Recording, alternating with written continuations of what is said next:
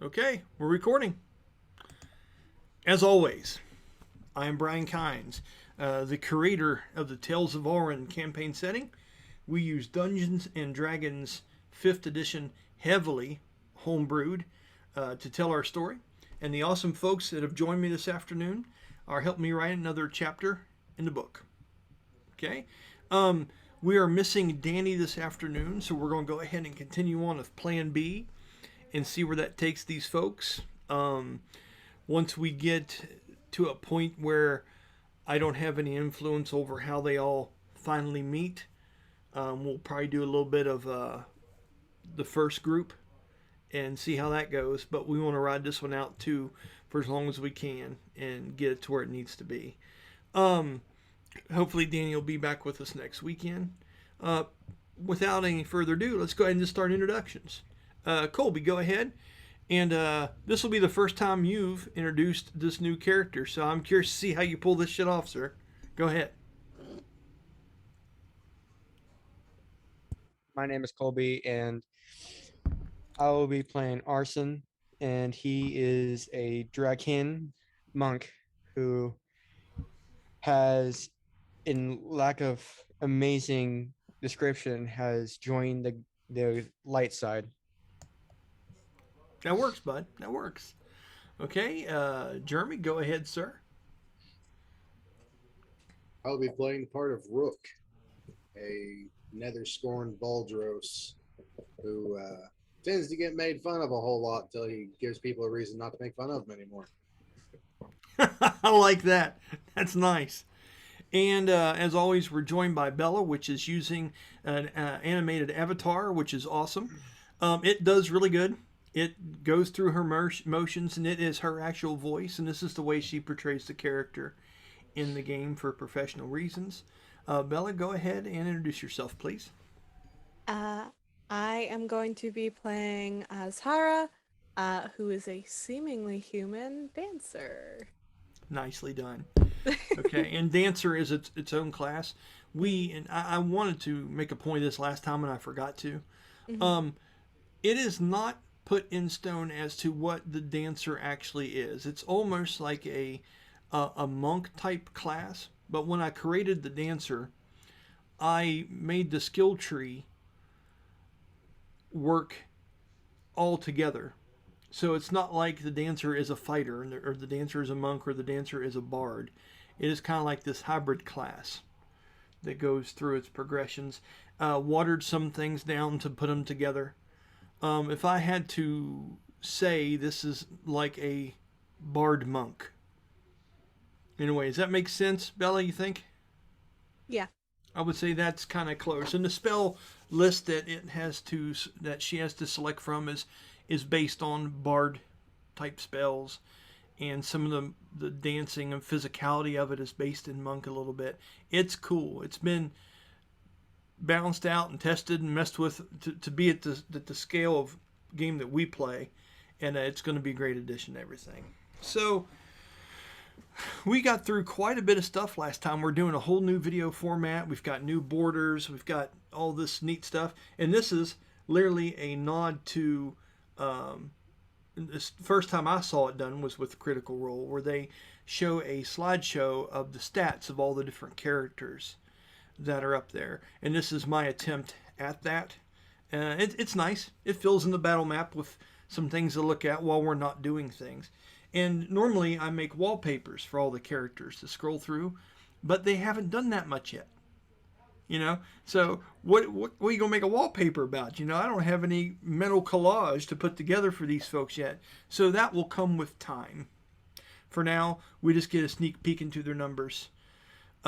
Just for folks that are looking and saying, what the hell is ACP and ACB?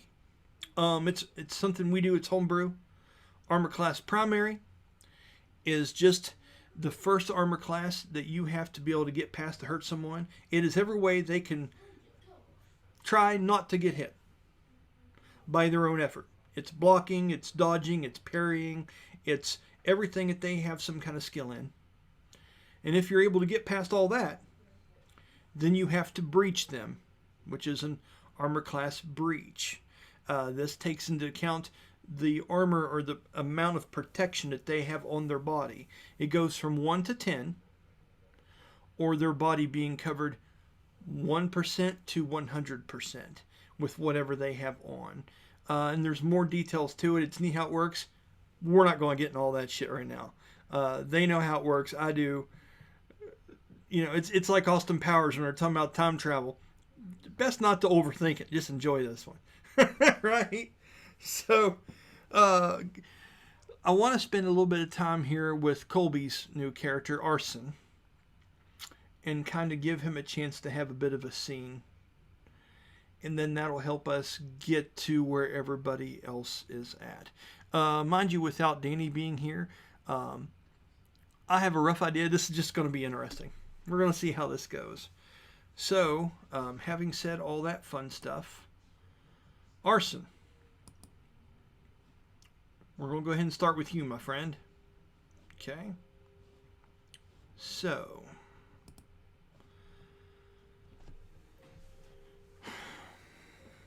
you don't know how many days it's been. You kind of lost count at a certain point, and the pain, the anguish, the mental strain that you've been going through over this unknown amount of time just seems like it's never ending. It's almost like you're stuck in some kind of nightmare. It's equal parts confusing. It's the most afraid you have ever been. And this overwhelming sense of, I have to get away from something. I have to break free of something, is the only thing that you keep coming back to. You go in and out of consciousness at different times. It's cold. It's colder out than it should be. In those moments that you do come to some kind of reality, it's always dark out. You'll open up your eyes and you'll see a night sky, and you'll find yourself in rocky, mountainous-like terrain with trees that have more thorns and spikes on them, with black bark that smells of mold and seems to be literally dying on the trees. And just as soon as you think there's something real to them, and you reach out to touch them from a laying position, out of breath, cold, tired, all of a sudden the nightmare always comes back. A flash, maybe 2 or 3, and then all of a sudden everything turns into hues of gray and black. The literal color, what little there is, and wherever this place is, you're running from. You seem to be running in a direction, hoping that you know where you used to be going. And every time this gray void-like world opens up to you, you see things that shouldn't be there. Motionless bodies with empty eyes, transparent, just standing there looking at you as if you're lost. There are scenes of people in battle. There are scenes of people that are just sitting on tree stumps with their hands over their faces, just rocking themselves out, moaning and wailing in strange voices. And then the flashes will go away and they'll be gone again. It's quiet. You can't help but think, are they always there? Have I been missing this? And is this kind of pain and darkness always surrounding me, and I'm the only one that can see it?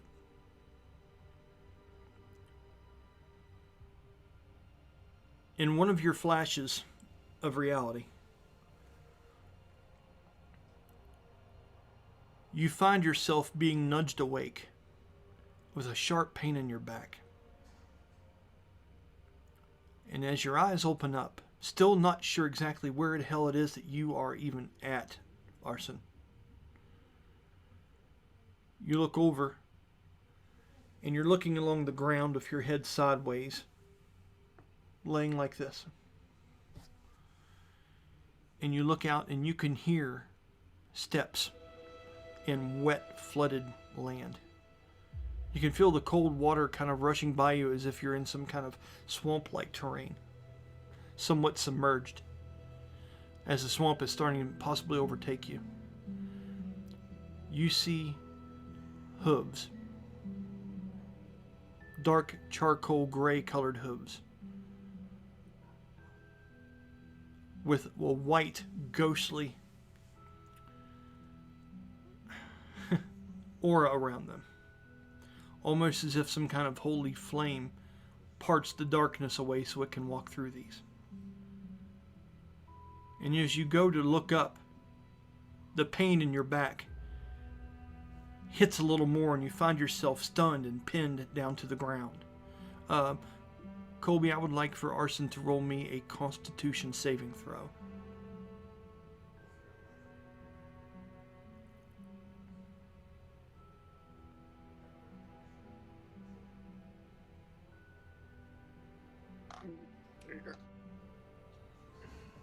What'd you get? Oh, hold on, I'm looking. Okay.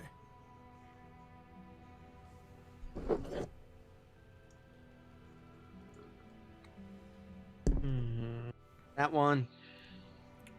Nat 1. Yep. We are not starting him off strong, are we? Hey, Jeremy started for 20, you started for 1. I mean, you just put balance in the game, sir. So, congratulations for that. You would try to look up to see who rides this horse, who is possibly responsible for this. You can't even get your head up enough because the pain of this is reeking through you, and it doesn't feel like it's just the pain of something in your back, but it seems like some kind of paralyzing pain all over you. It's almost like, you know how when you get stung by a bee sting and it pulses through a whole hand? It's like that. It's something arcane going on. You know that. Roll a perception check.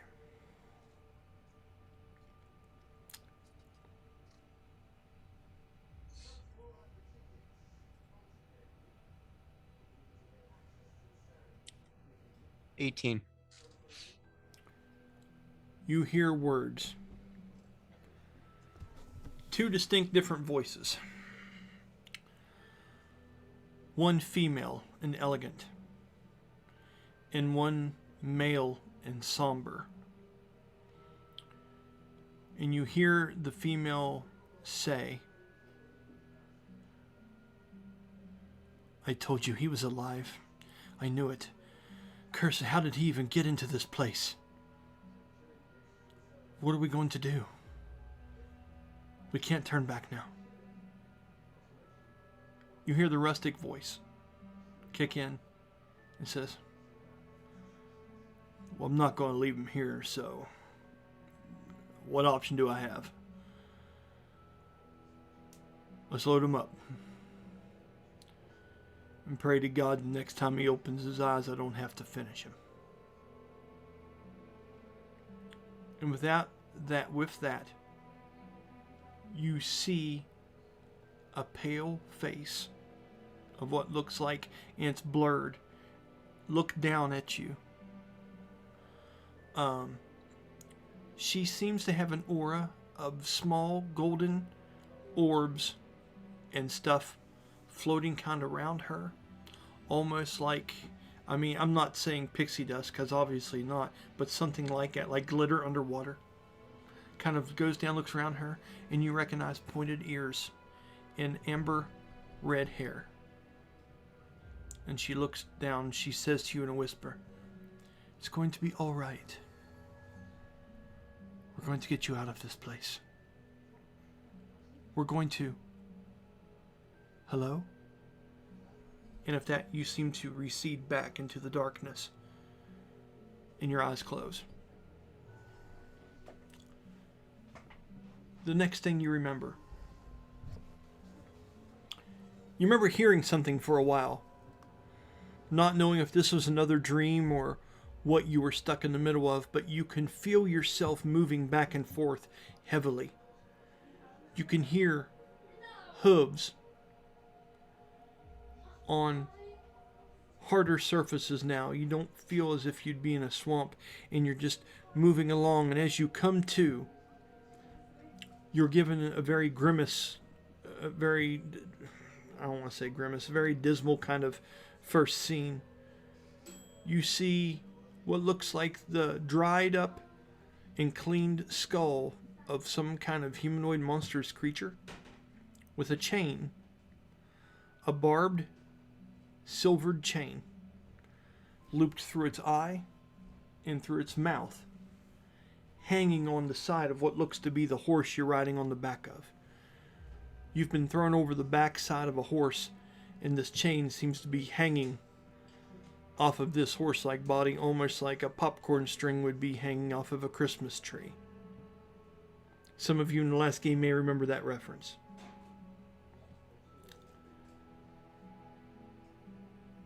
What are you doing at this point? I want you to understand, at this point you are barely able to move. You're like exhaustion level 2, but you are starting to come out of it, and you find yourself riding on the back of this horse. Roy, perception check of disadvantage real quick, Colby, and then I'll let you rock and roll here a little bit.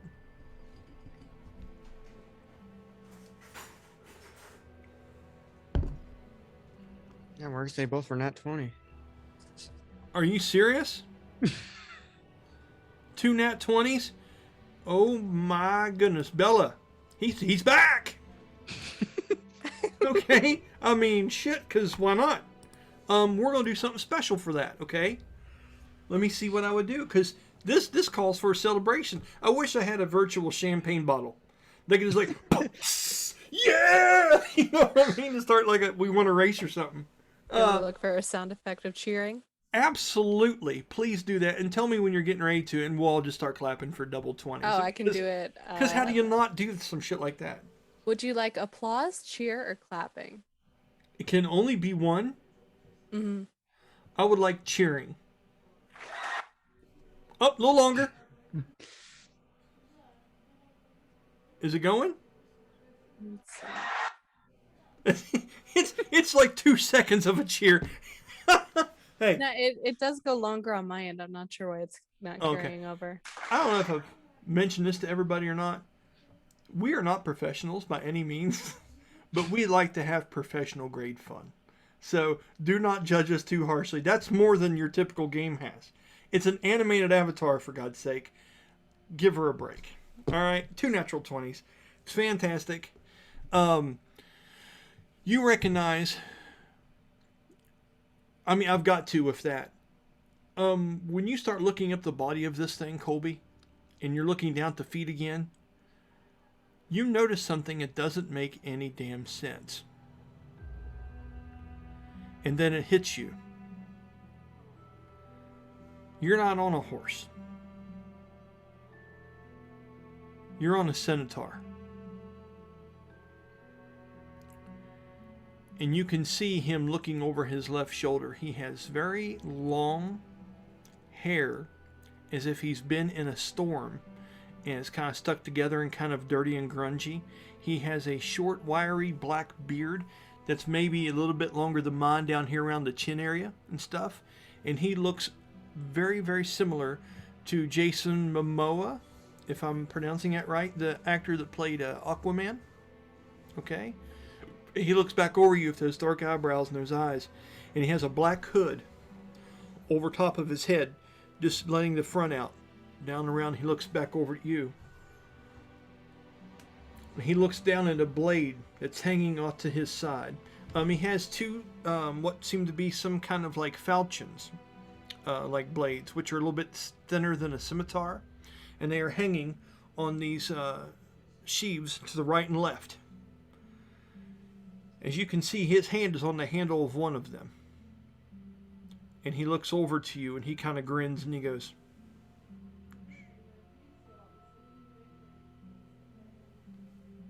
and he's looking up around the sky. And he keeps riding. Okay? What are you doing at that moment? Am I still not able to see if the am I able to see if the female characters around? Absolutely. Absolutely. Are you just kind of looking around the perimeter? Are you looking up? Are you looking in the distance? Give me an idea where your focus is right now. Because you still have some tunnel vision. You're still pretty out of it. Probably would be perimeter if he would think she is still close. Okay. As you do, you look over and you do see her. She is riding a. I'm trying to remember what the hell her horse looked like. You know what? No, it wouldn't be. She would have summoned a thing. She's riding what looks like a large stag, but the colors of this large antlered deer, these are a very large set of antlers that are very wide. And the deer seems to be stronger and a little bit larger than our average deer. And it seems to have some elements of nature into it. There are tinges of green. There are tinges of flowers and vines that enwrap this thing in almost like a decorate, ornate kind of thing, as if Mother Nature had a spa day with a great elk or something like that, and this was the result. And as she's riding that, you can hear soft words leaving her lips, and her eyes are illuminated just so slightly. She is dressed like a druidic warrior of some kind and is very beautiful. And she seems to be having some kind of enchantment that is surrounding you, this centaur, and her, as she is running very close to you and whispering these words. Okay? As she is whispering them, she looks over to you and she stops moving her mouth, but you can still hear the words whispering around you. You know, almost like just echoes of little bits and pieces that they whisper past your ears. And what breaks through these are, do not stare into the darkness. Remain calm. This will pass, but you have to let me help you. Okay? With that, what's the first thing you're thinking? I'm curious about your mindset here, Arson. What is he thinking when he hears these soft words coming from her, yet the voices echo all around at the same time?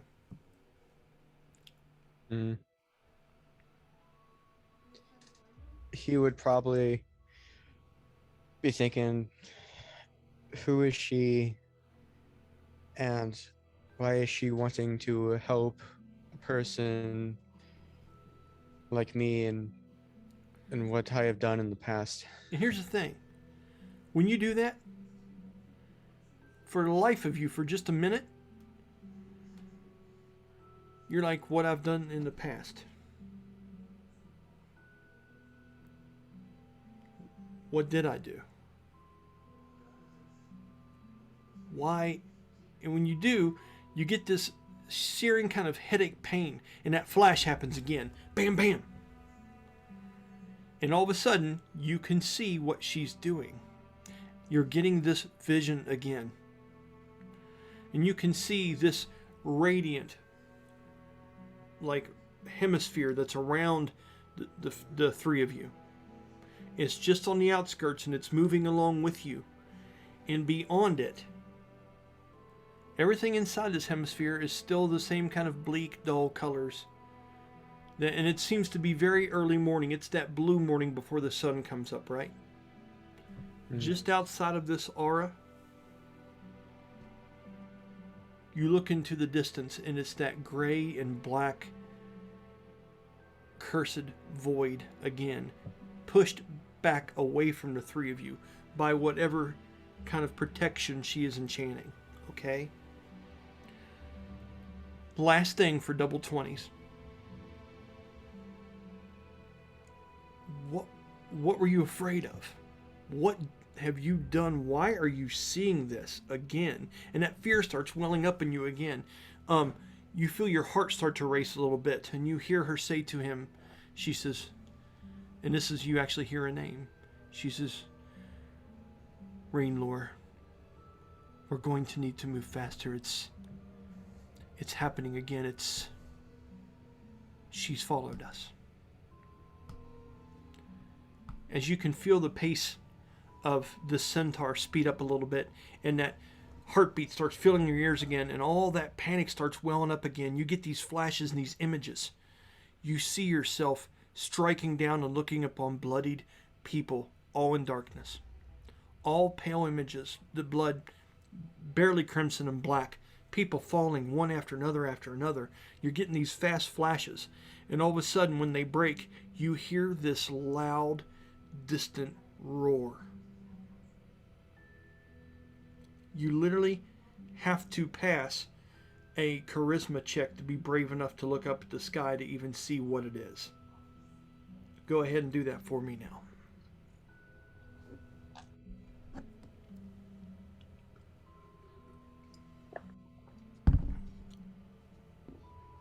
$15.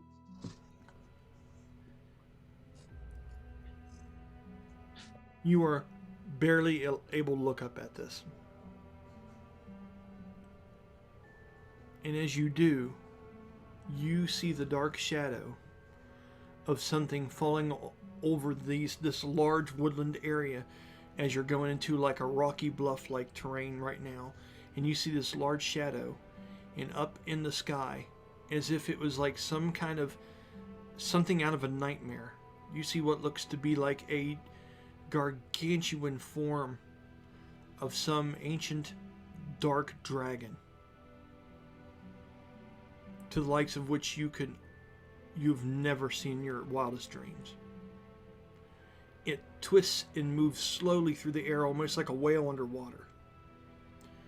Black smoke and tendrils of that dark necrotic energy seem to fall and move from it, and as they do, they twist and make face-like shapes. And this is hundreds of yards off.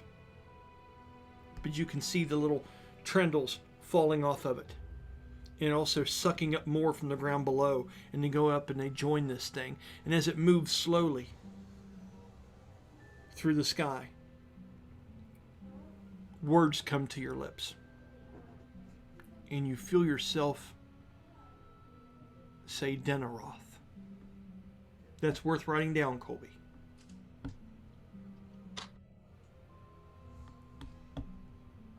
You How do you hear a spell it? dark... What's that? How do you spell it?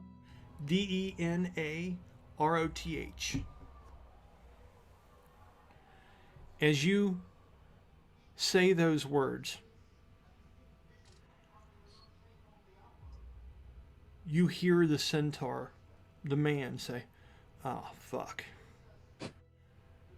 Did you hear this red-headed elven maiden says, "Rainlord, we have to hurry. I can't keep this up." You feel your pace quicken to a straight up fucking get it and go run. You find yourself having to hold on. You grip down to hold on to those chains that are slapping the side of the centaur's back that have that skull like popcorn pierced through it. And you're holding on for dear life on this thing as they are straight up getting it now. And you hear a voice communicate to you.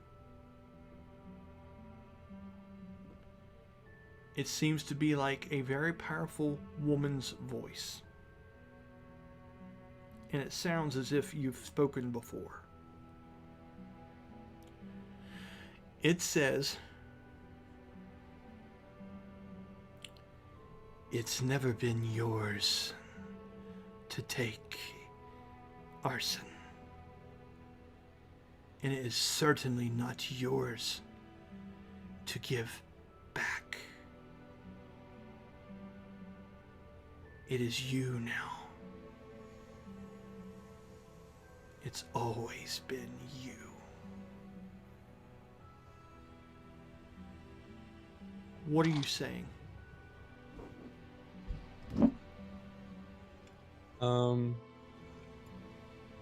he would probably say, what is me, and what have I done to you?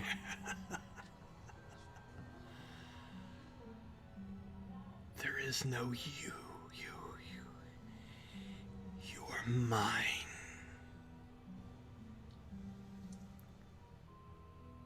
Come back. We're not done. I'm not done with you yet. Come back. Come back. With that, I need you to roll me a Constitution saving throw at disadvantage. Do you want to try to come back, or do you want to give in and go back? Or do you want to fight it? What do you want to do here? I would say fight it. Okay. Constitution check, disadvantage. 15. 15. Okay. That fights it. But as it does, give me just a couple things as if you were having a nightmare. With 15, you might say 2 or 3 words out loud as you were trying to fight this off. What would Rainlore and this elven maiden hear from you as you're trying to fight this off? What are some phrases that Axon may say out loud? He might say, never, and he'll say never. He would say never and go back Okay. out loud. As you do, the pain and the darkness overwhelms you. Okay? And you black out. Okay?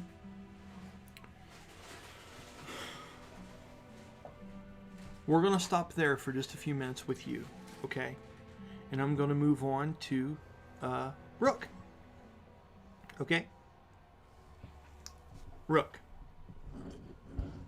That was fun, Colby, by the way. Good stuff. And I hope that starts painting the picture that we know things. It's all good. You'll see. Okay. Can't wait till the two broody individuals of the party meet each other. Yeah, right. Oh, there's just 2 of you is brooding. Holy shit, come on. I mean, literally, this could be like called there's all kinds of dark names for this group if we really get around to it. It's crazy. It's all good. And, Azra is doing her best to be cheery, so she'll try to brighten this up a little bit. So, Jeremy, we'll go ahead and take off with you. So, you were going to possibly... I'm trying to remember, you did your dealings, you did your thing. Had you taken the ship to New Gemdar yet and already arrived? Or where were you? We hadn't covered that. We dealt with the stranger, the package. He'd put up the package. He'd talked to his name here. A second. Garrett. He talked to him for a moment, and we had said that he might have done some carousing in the town, but he probably would have kind of made short work of that, knowing the package that he had would probably have started his way back to New Gemdor. Okay, and what was the name of that shadowy like person that gave you the package? Sir Khan. Sir Khan, yeah. Serkan. You remember it had the scorpion gauntlet? Mm-hmm. It looked like it was chained. Always try to keep those things in mind, bud, because it'll help me keep those things in mind too. Help me help you, everyone. D&D, it's all about camaraderie. Okay, so let's go ahead and say that I know you wanted to get some supplies and do some things. In your downtime before next week, let's go ahead and say that you have that gold. You said you wanted to, it was 250 you got so far. And you said you put it into like this safe storage place in your room, and Garrick Tierdanen intercepted you there for just a few moments after you had gotten it. And I think you said something about you wanted to maybe look into some supplies or things of that nature, correct? Yeah, just general carousing, which we could Okay. say he went and picked up the stuff he started off with when we creating a character. So Just for the hell of it, do me an investigation roll real quick. We're going to do this kind of generically and move you forward a little bit in time. okay, Okay. 17. Okay. With a 17, we're going to say that you were able to peruse the outskirts of, or the small area close to the ship docks in Nojil, which is the magic capital of Ulran, practically. With that, was there anything in particular? And if you can't come up with anything right now, Jeremy, that's perfectly fine. But if you think about it, with a 17, I'm going to make it kind of like your passive ability to seek out the things you were looking for. And I have an idea of what you can find there and the things that are there particularly. Can you think of at least 2 things that you would have sought? I know it would have been tough for you with all this money in your pocket, kind of, doing what it does. But you also were pretty adamant about putting it up and putting it away.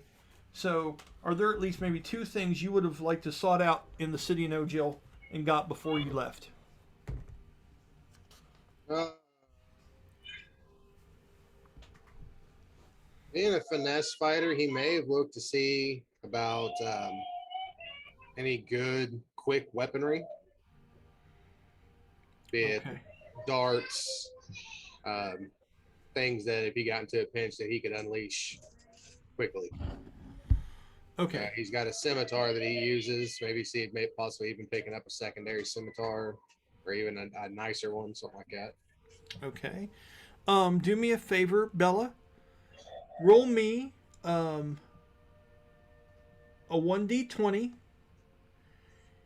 and a 1d6, and I want you to roll with advantage on the 1d20, not the d6. So 2d20, pick the highest one out of that and add 1d6 to it, and tell me the number you get. Okay.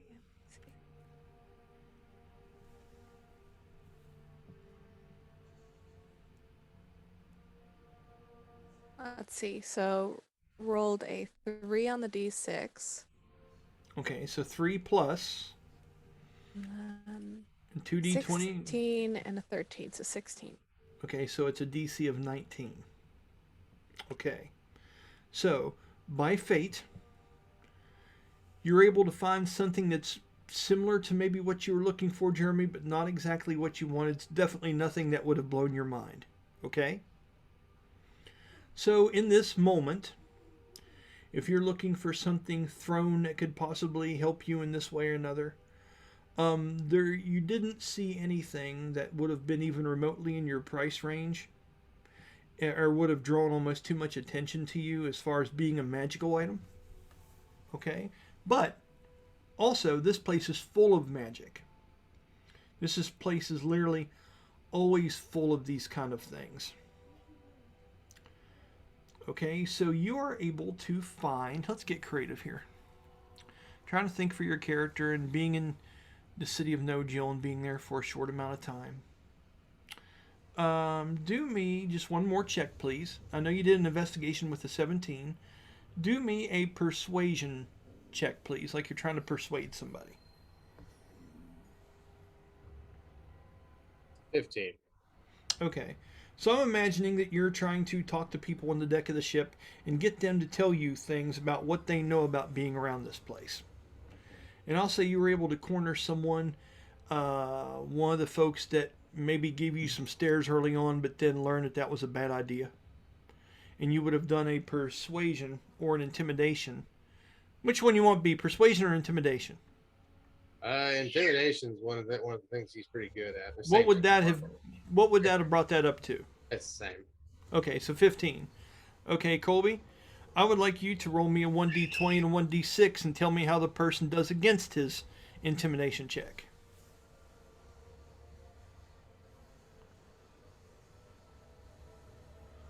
We'll let the numbers decide. What's your total, boss? Nat 20 plus 1. 21. Nope. They were a little bit too selfish. And these people don't want to give you any more scariness than what you already possess, Rook. So they did not give in to this for fear of their own safety on the ship. Not because it isn't that you scared them, but no one wants to sharpen the teeth of the savage beast. You know what I'm saying? And they chose and they thought better of it. Frustratingly enough to you. Okay? Which would also describe why you weren't able to find exactly what you wanted. Like I say, you let the dice tell the story, but you were able to come close with the little hints and things that you were able to pick up. Give me an idea of something interesting you think that may have given you. Like you're wanting something thrown.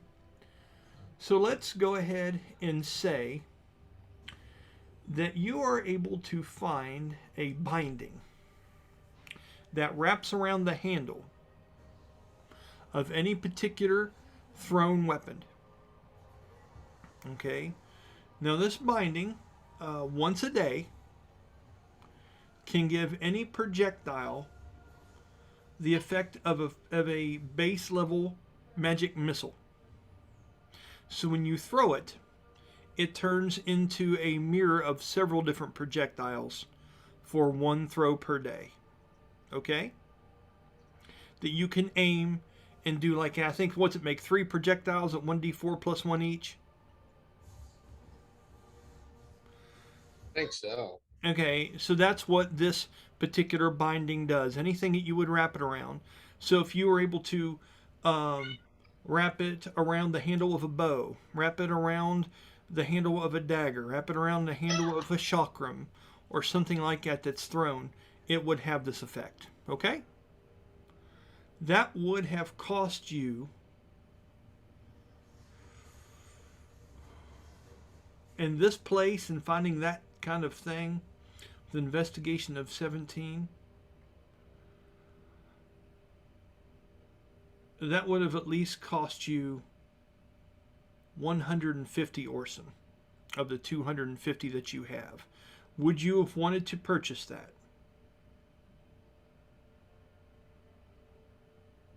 If I understood you right, if I put the binding around like the handle of a dagger, I wouldn't necessarily lose the dagger. It would just basically mirages be thrown. Yes. Okay. Yeah, he would have bought that. Absolutely. Okay. And you can reuse that. Okay. So, yeah, I like it. Okay. So go ahead and mark that down that you've taken it off your character sheet. Okay.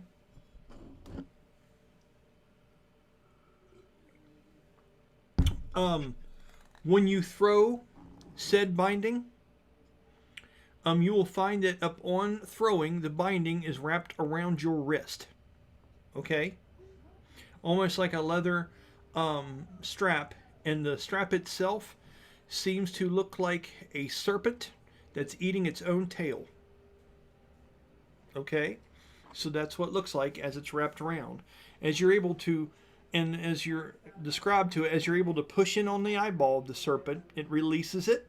You're able to unwrap it off, wrap it around the thing, use it, and then the thing will appear onto your wrist again. Okay? Cool. All right. I like it. Okay. Name that whatever you would like to. Binding of Mirages. I like it. I like it. Okay, so let's go ahead and move past that, and let's go ahead and get you docking into New Gemdar. Okay? Okay. So we're going to say, Jeremy, roll me a 1d20. 20 is really bad thing, or really bad things. 1 is fantastic. 12. Okay. The trip from No Jill to New Gemdar, which actually makes sense of everything that's currently going on, did have its fair share of troubles, but Garrick Turdanon is famous for having one of the mightiest, most well-weaponized ships that the city of Falcons has ever known. Okay? There seem to be a plethora of avian creatures that seem to be swarming in towards the large clouded mountains of what you believe to be the what they call it is the mountain of fallen angels. In your circles, that's what they call the mountain of tears. You in your realm call it the mountain of fallen angels. and that's where Silowin's from and all that other stuff in the other campaign. Okay, there is a mountain range that is just a little bit to the east of that is called the Red Mountains, and you know it is what separates the elven lands of Wood Shadow from the dwarven lands of Argonne. Okay, or the long-horned dwarves. Okay, there are many different peaks and places on these Red Mountains that are very treacherous, and it's always under land dispute. People are always fighting to see who's allowed to go up there and who isn't, and both sides claim the mountain at different seasons. It's a very complicated thing, and you've never quite understood it, but you know that the airships never straight want to fly over top of it. It makes travel very difficult for people to want to go over the center of the continent. You've had to steer around it many, many times. Okay? At this one particular point, it literally seems like there are buzzards. You know how buzzards will circle over a corpse? Avian creatures, by the shitload, seem to be pulled towards this place. And the way that the crew seems to be working and things, it's almost like a Yellow Jacket's nest. You guys steer extra wide around it to make sure that you don't draw the attention of it and shit doesn't come after you, because they seem to be extraordinarily preoccupied, which is to the surprise of a lot of the people on deck. There's a lot of people running to arcane cannons. There's a lot of people pulling on the sails. You know the lodestar that Garrick is using to pilot this ship, which you know what a lodestar is. We've discussed it.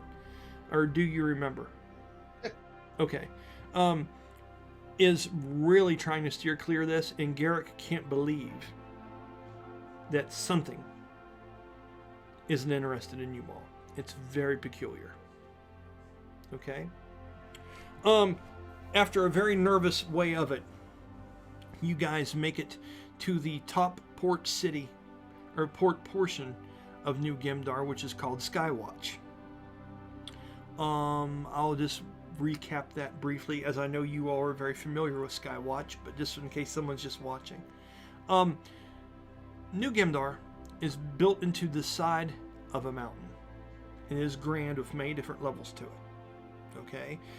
Different portions of the city stick out of the mountain, almost like the fungus that sticks out on trees sometimes. It's just these neat little platforms that go from place to place, with large chasms carved into the mountain that lead in stairways from here to there.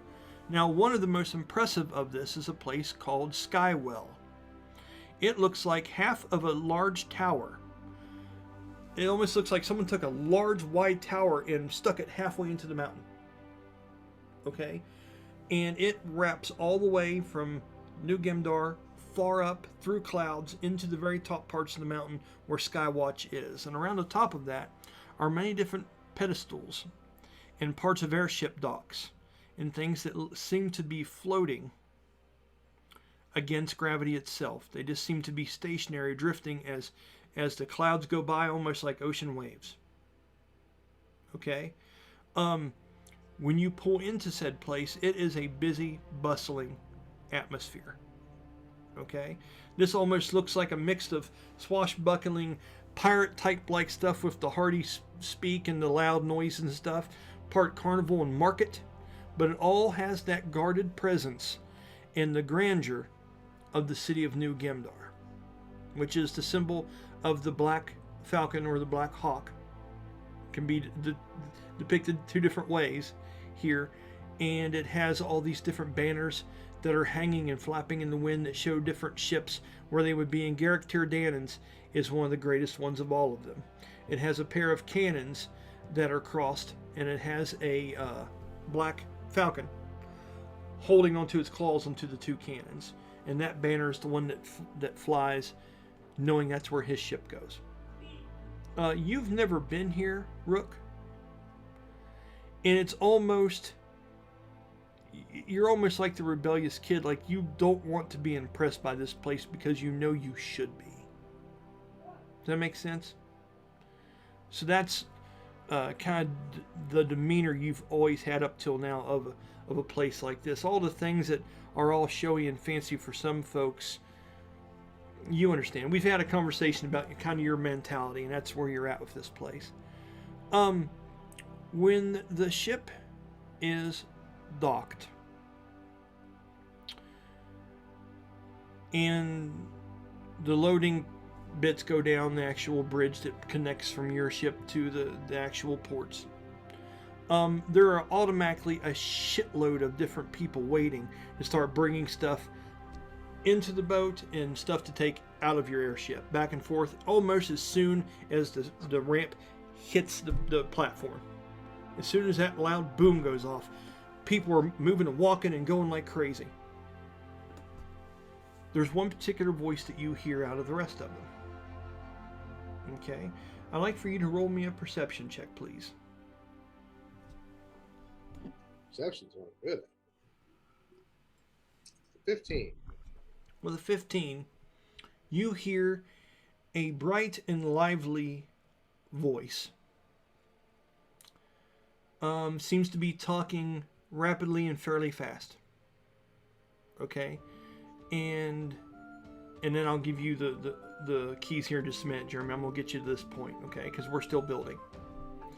You're like, what do I do, Brian? Are you just going to tell me a story? What are we doing? So you hear this fast talking, what would have to be a gnomish voice. Okay? As he's coming down, he has a list of names, and he's holding up. And you can see the brightly colored clothes and the long silver and blue robe that drags the ground behind him with large openings around where the arms would be. You could see that he seems to have some kind of halo of some kind of energy that flows around him in a circular, almost like a ring of Saturn. It seems to literally flow around him, and actually looks, when you get a little more perceptive on it, it looks like to be a scroll of words, like calligraphy written in the air, that seems to be humming and moving around him in a circular fashion as he holds up this paper. You cannot make out the face of this little individual from that distance, but because he's holding the paper up, but you can see these words scrolling. It's very peculiar. You've not ever seen anything quite like it. Okay? And you can hear this young voice of this gnomish-like character hollering out all these different names as if he's looking for this person and that person. And as he's going back and forth, he's saying, Brom Torsten! Brom Torsten! He looks down. Brom Torsten. That's you. I haven't taken this since you were quite a bit younger. I can see the time hasn't been exactly kind to you, but that doesn't matter. Brom, can you come? Hey, come with me. And he gets a hold of him, and he's talking to this like big half orc, and he's just kind of looking down at him as like, who are you? You know? And he's trying to grab onto him and straighten him up, and he's knocking some of the dust off of him. And the large ogre's like, stop that. He's brushing his hands off, and it seems like this young gnome is trying to spiffy him up and saying, come on, your contract is waiting for you on the other side. We have another ship for you. It's already planned, courtesy of Tala Brinston. And he holds his name out. That's important for you to know, is the name Tala Brinston. Okay? He keeps going around and he's saying different names, and he's looking at different people. And what are you doing at this moment? Is there anything particularly you'd like to be seeking out? Before getting off the ship, Rook would have grabbed the package that was given to him. Absolutely. And if he doesn't see anything immediately requiring him, he's going to head out and try to see if he can't spot the people that he was told to give this to. Okay. But I don't think he was actually said that. I remember him saying I couldn't miss them. Mm-hmm. Correct. Roll me another perception check.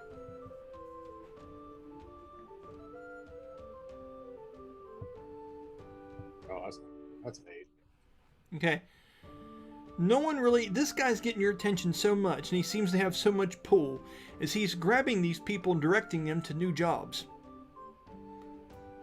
He's almost like if there was a laborers union for workers on ships, this guy seems to be the manager of the people, getting you from job to job. And he seems to be quite charismatic and good at it. Okay? As he's grabbing this person he just did, there is a magical quill that comes into view that scribbles on this paper with a large eccentric like feather, and as the name is scribbled out on the piece of parchment that he's looking at, one name poofs and vanishes out of that circular scroll of words that seems to be circling him like a ring. It's very interesting. You've not seen anything quite like it. Okay? And he just continues through and he goes looking around. A higher perception check, you would have been able to read some names on there. But we didn't get there.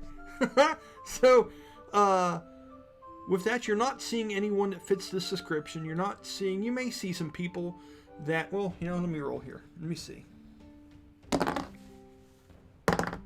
No. Begrudgingly so, if he felt need, he would approach Tala and ask him. Okay.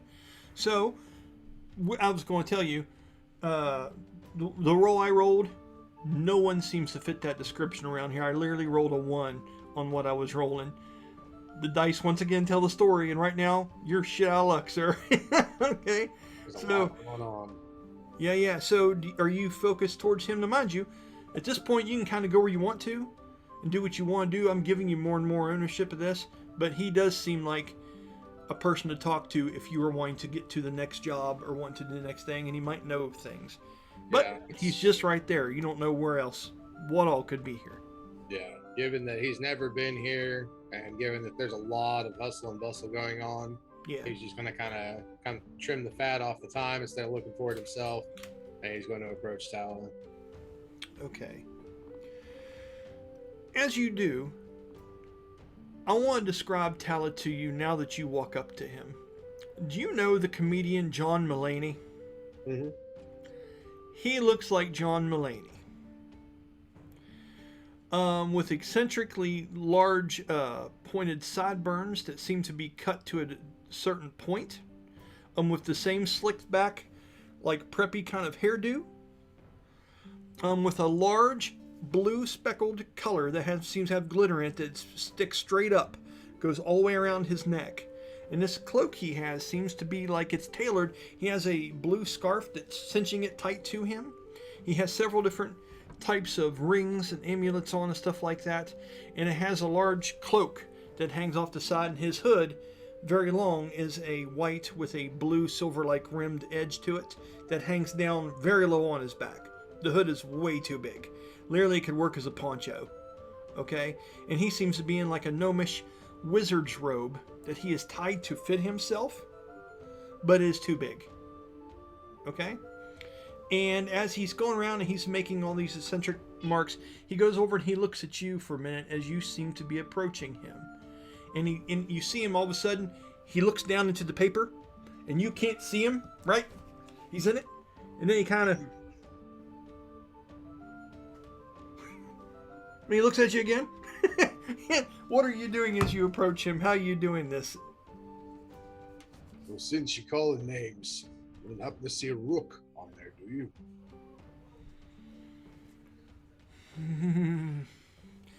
Rook then. Okay.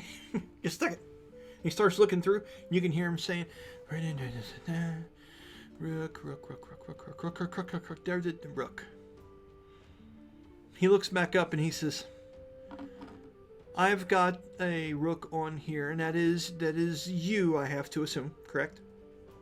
I know none other by the name. I'm sorry, what was that? I know none other by the name. Fair enough. Okay, that's a yes then. Okay. He says, I have more work for you. This has been pretty dignant. It seems like Garrick himself has put you down for work on some of the other ships in the area. This is last minute, as it is. Yes, the ink is still fresh.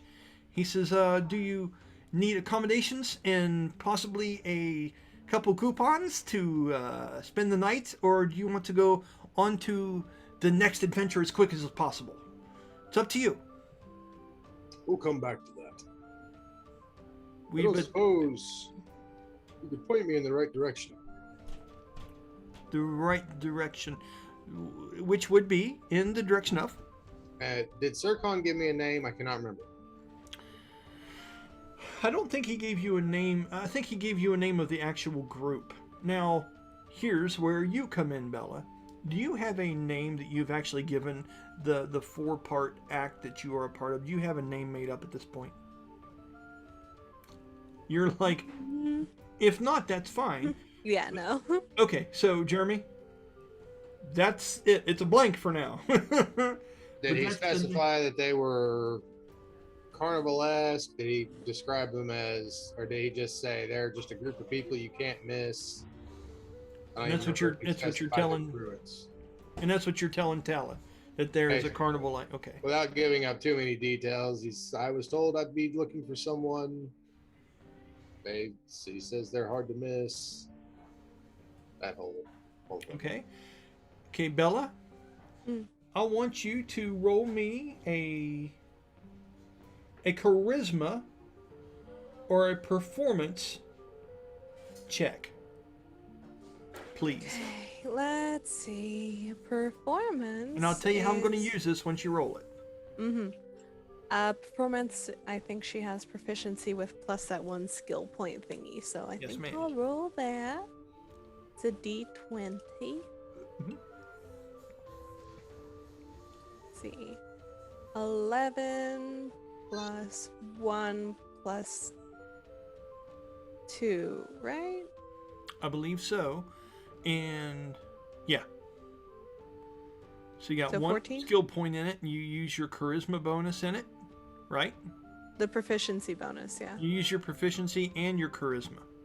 Oh, so charisma bonus would be plus 3. So is that plus 6? It is. Okay, so 17. 17. I love how you do that. It's funny. That's awesome.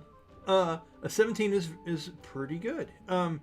With that, what I'm going to say is, with a 17 and 15 is where I needed you to be, that you're promoting this over the last couple days has reached Tala's ears. Okay? That's what I'm looking for. Had you rolled shit, he'd been like, I have no idea. But because of the job you've done lately, Tala has heard something. And he looks at you, and he looks at you curiously when you ask him about this, Jeremy. He's literally trying to connect the dots as to how someone that looks like you wants to go see the circus. And you can see the sarcasm on his face as he looks you up and down and studies you for a good, awkward 10 seconds. Is there anything you say in this time? Like the elephants. What's that? I'm sorry. He didn't say that. I was like, well, maybe I like the elephants. Yeah. That's awesome. But so do you just kind of stare him down or just wait patiently in this awkward few moments? He just looks at him as, I've been given a job, and it involves that. Everyone needs a side hustle. Who am I to judge, right?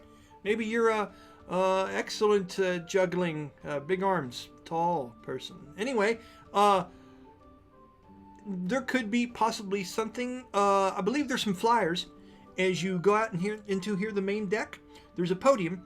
Normally, that's where they announce all the different jobs that'll be posted soon. It's a large banister. It almost looks like a podium that some of the local people will read from. You'll know the announcement when that time comes.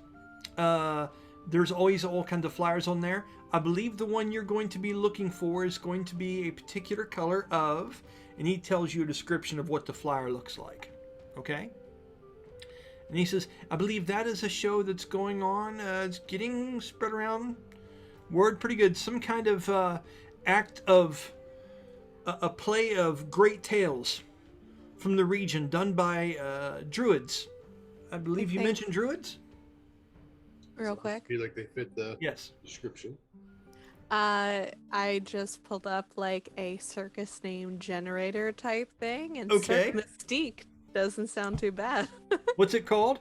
Cirque Mystique. Write it down and make it canon. Cirque Mystique. Mm-hmm. Is there a hyphen in there? No. Okay, Jeremy, write that down, bud, so I don't forget. I'm going to try right down now. So I know there's Cirque du Olay, and there's all these ones. So this is called, spell it for me, CIRC. CIRQUE. Okay. And then next word MYSTIQUE.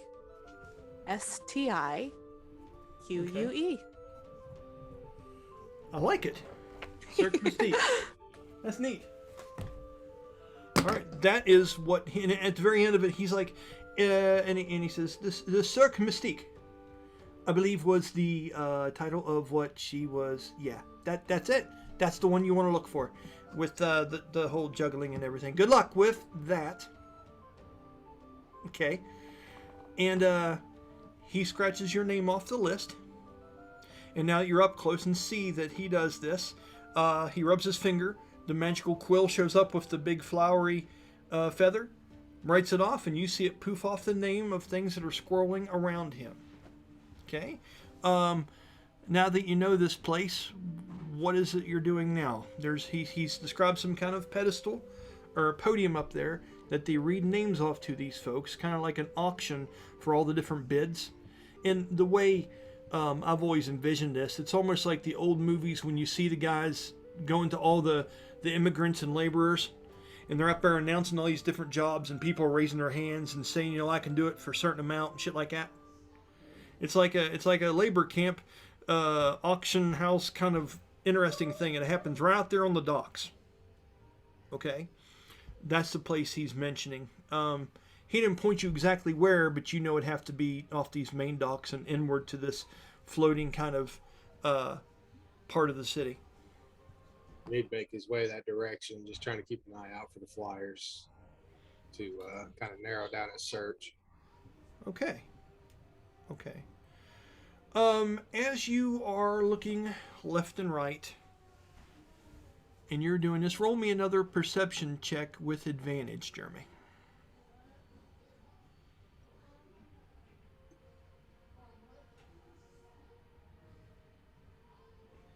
It's an 11. Okay. As you seem to be looking out, 10 is average, you could find a podium.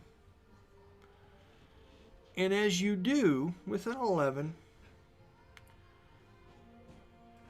you see something that strikes you as a little bit odd. Now, there's all kinds of different things around here that are very peculiar. This place really seems to be halfway cutthroat, halfway carnival. But you can tell there is a era of risky business around this place. There are plenty of dark, hooded, menacing-looking people running back and forth, in equal parts of loud, flamboyant people like Tala. And in that, over in the distance, seems to be a woman with somewhat golden, tanned-colored skin and long black hair. Pretty. And she has a red cloak pulled down off the back of her head, and she seems to be refastening some kind of flyer that had come disconnected off of this podium that you have finally locked eyes on, or she is hooking up more to it, as it seems like there are several papers on her side and under her foot that the wind is blowing. The wind's quite severe up here, and it's a little bit chilled as well. And that is who you see up in the distance, and you can't help but think, could that be one of them? Odd coincidence. Okay. I want to go ahead and take a few minutes break. Brian's got to go to the restroom like a mug, and then when we come back to it, Bella, I'm going to get you to that place because that's you. Okay, and we'll describe how you got to there and what you're in the middle of doing, and we're going to let you guys kind of take it over here a little bit, and you know what you've got going on, okay? Okay, so let me go ahead and get ready to pause these things.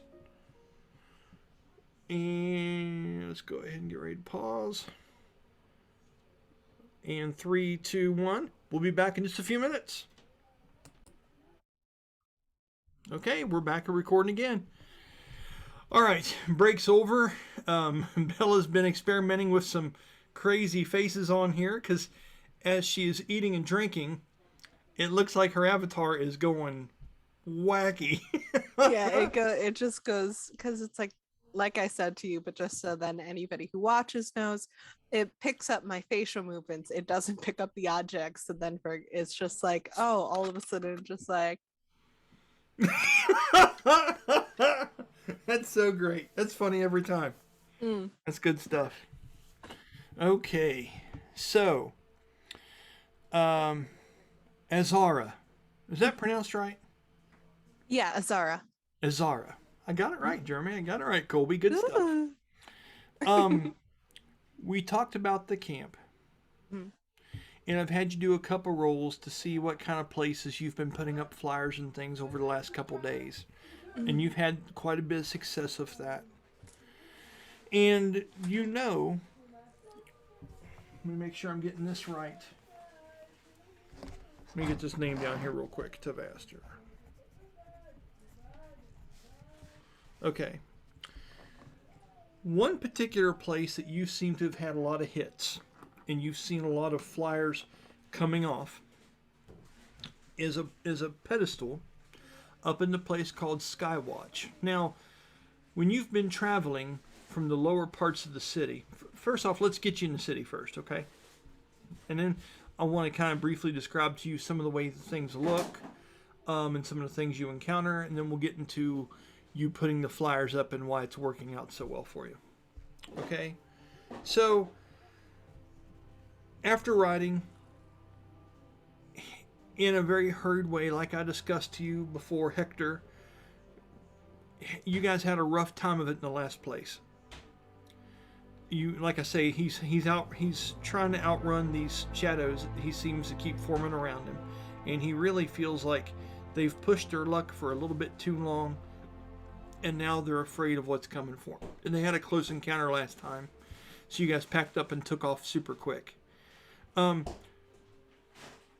They don't ever really talk about what it is they're afraid of that much, but you just know, Azara, that they are protecting you from something, whether it's some kind of truth, whether it's something that has been following them that now you're a part of inadvertently. You're not quite sure, but when they do keep this information from you, they're adamant about it, and they're very caring and sorrowful about it when they do. Now, I'm curious, could you tell me, if you even know, what clues you've picked up on so far to this point, maybe from your backstory, so I know where you're at as far as understanding why you do things the way you do, why people join in and then drop out from this group? Talk to me a little bit about it, please. Yeah. So she got connected with them when she was like really, really young. She doesn't remember much of her childhood. Kind of like how in general, like most people don't remember their childhood, especially when you're really little. Of course. So I think all that she really remembers is kind of maybe vague notions of people. Like maybe the family of origin. She just knows that she, I think, had a family at one point. She can't remember anything about them, but she knows that at one point she encountered a woman who then sort of brought her to a place, and even the place seems really fuzzy. And then she remembers probably the twins first, like a warmth, a sort of like relating sort of thing. They may have gone over to wherever she was at one point, and then she remembered feeling for the first time like that sort of real, genuine warmth, where it feels like somebody's trying to like interact with her, like her. And then eventually Hector came, and then he was even like warmer, where like while the twins were like those little kid type things, where probably I think they're maybe 10 years older than her, or maybe a little bit less, like 8 or something like that. So you have like maybe teenagers interacting with like a like 6 or 8 year old versus like, you know, that fatherly figure that comes in. And then she just remembers one night that they needed to get out and they needed to get out fast. And she didn't really know why. But that was sort of it. And I think maybe she asked like once or twice, and the answer I think she may have gotten a lot of the time was, the less that you know, the better. In sort of the sense of like, I think when she's tried to push it now and then, it's like, the less that you know, the less that they can use against you. So we're just traveling. And then that's kind of the answer I think that she's gotten a lot of the time is we're just traveling. Nice. That helps me out quite a bit, actually. Thank you very much for that. That's cool. Oh, hold on for a minute. I'm getting a message here. By the way, I really wish I could develop a character voice for her, but I'm like bad at accents. Well, it's like with me, I can do certain ones because I get to DM in my regular voice all the time. And like with Tala, I have an idea. I kind of understand exactly how Tala's going to sound. And he's going to talk quickly and be high pitched and kind of like that. That's his whole deal. And I have ideas of, I know how Hector sounds, But to do that all the time as one character is tough. So don't beat yourself up. It's fine. Yeah, but you have this little nuances. Whatever you want to put into it works, right? Okay. We're going to get there. I apologize ahead of time if her voice evolves a bit. Because, I would like to have aspects of Hector and the siblings get more involved in her voice, right? Because she spent her whole lives with them. But we'll see. So. Yeah, like when I'm doing Hector, I'm thinking, Puss in Boots. You know what I'm saying? That's what I get. And I got all these different characters, and like when I'm doing the bugbear bad guy and the one that was talking to Jeremy, I'm thinking of like what's the name of the actor? Jason Statham, right? I've got money for you. You know what I mean? I'll get these ideas, but to do it long term, not worth a damn. Anyway, moving forward, there's a little side notes for everyone watching. It's fun stuff, no editing. So, upon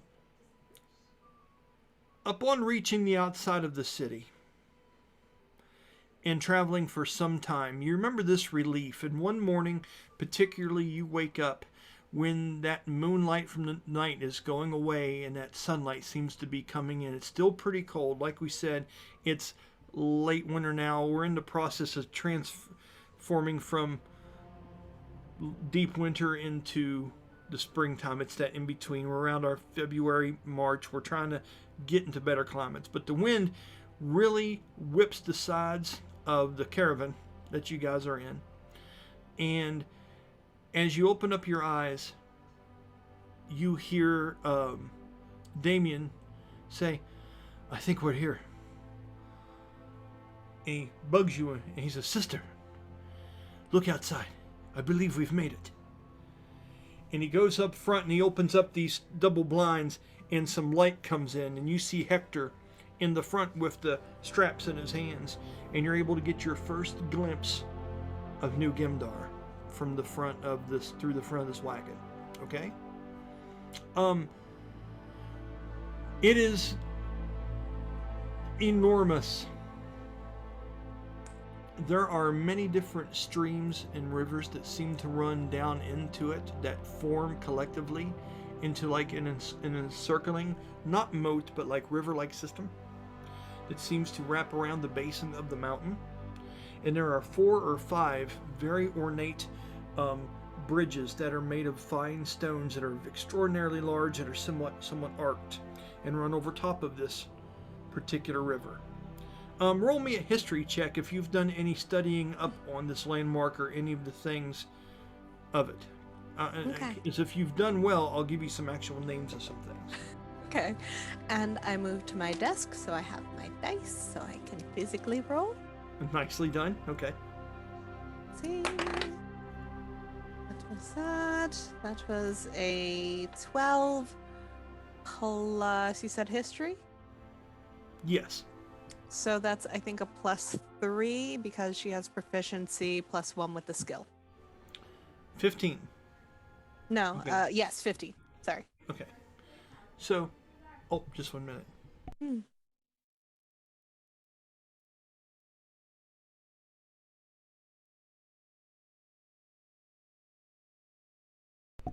Okay. They're upstairs watching some good movies, but it was getting epic. And I was like, oh, turn it down a little bit. It's not bad, though. You would know that this connection of rivers, this one large one in particular, is called Deneroth's Vein. Okay? And with a 15, you know it is said to run red at certain points of time, and it is said that the blood of a great and legendary felled dragon the dragon is said to fell up in the wastelands of Deneroth north of here. And then it said that the large dragon time fell and her blood ran into this river-like system. Now, you know it's mostly just like sulfur and a natural occurrence, but that seems to be the legend and lore surrounding it, as sometimes the rocks will give this water up in the northern reaches of it a more crimson appearance, but here it just looks like crystal blue water that runs into a series of streams around this area. But you know it all comes from Deneroth's Vein. The story behind it you found compelling when you were researching it. That's the amount that you know with a 15. As you approach, you can see that there are multiple tiers to this city, as I described it before. It is built into the side of a mountain, and it is extravagant and beautiful. The craftsmanship, and what's even more apparent that you didn't notice before, or know about before, is their attention to heroes. The monuments that depict statues of warriors, the thing that depicts different kinds of giants being held down and defeated, and the imagery that is put into the stonework.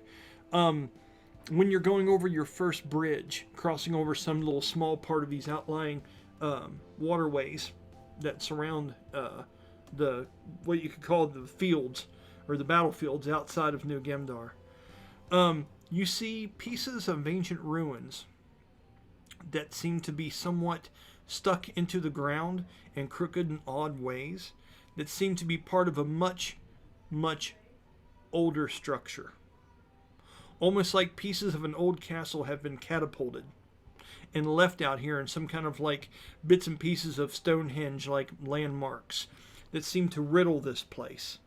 There are large embankments that seem to be dug up and grown over from years of time. Let's do a perception check, please. Okay. I got a little bit more on that. Let's see. And perception is wisdom. So that is a 16 plus 2. That is an 18. It's really good. Jeremy, you'll get a kick out of this. There's one particular place that you seem to be going over. And as you look up, there's some small shadow that seems to be going flying over top of you. And as you look up, no more than maybe 150 feet up ahead of you guys, as you're peering your head at, Hector says, "Look above. It's an airship. We've made it. But it is small."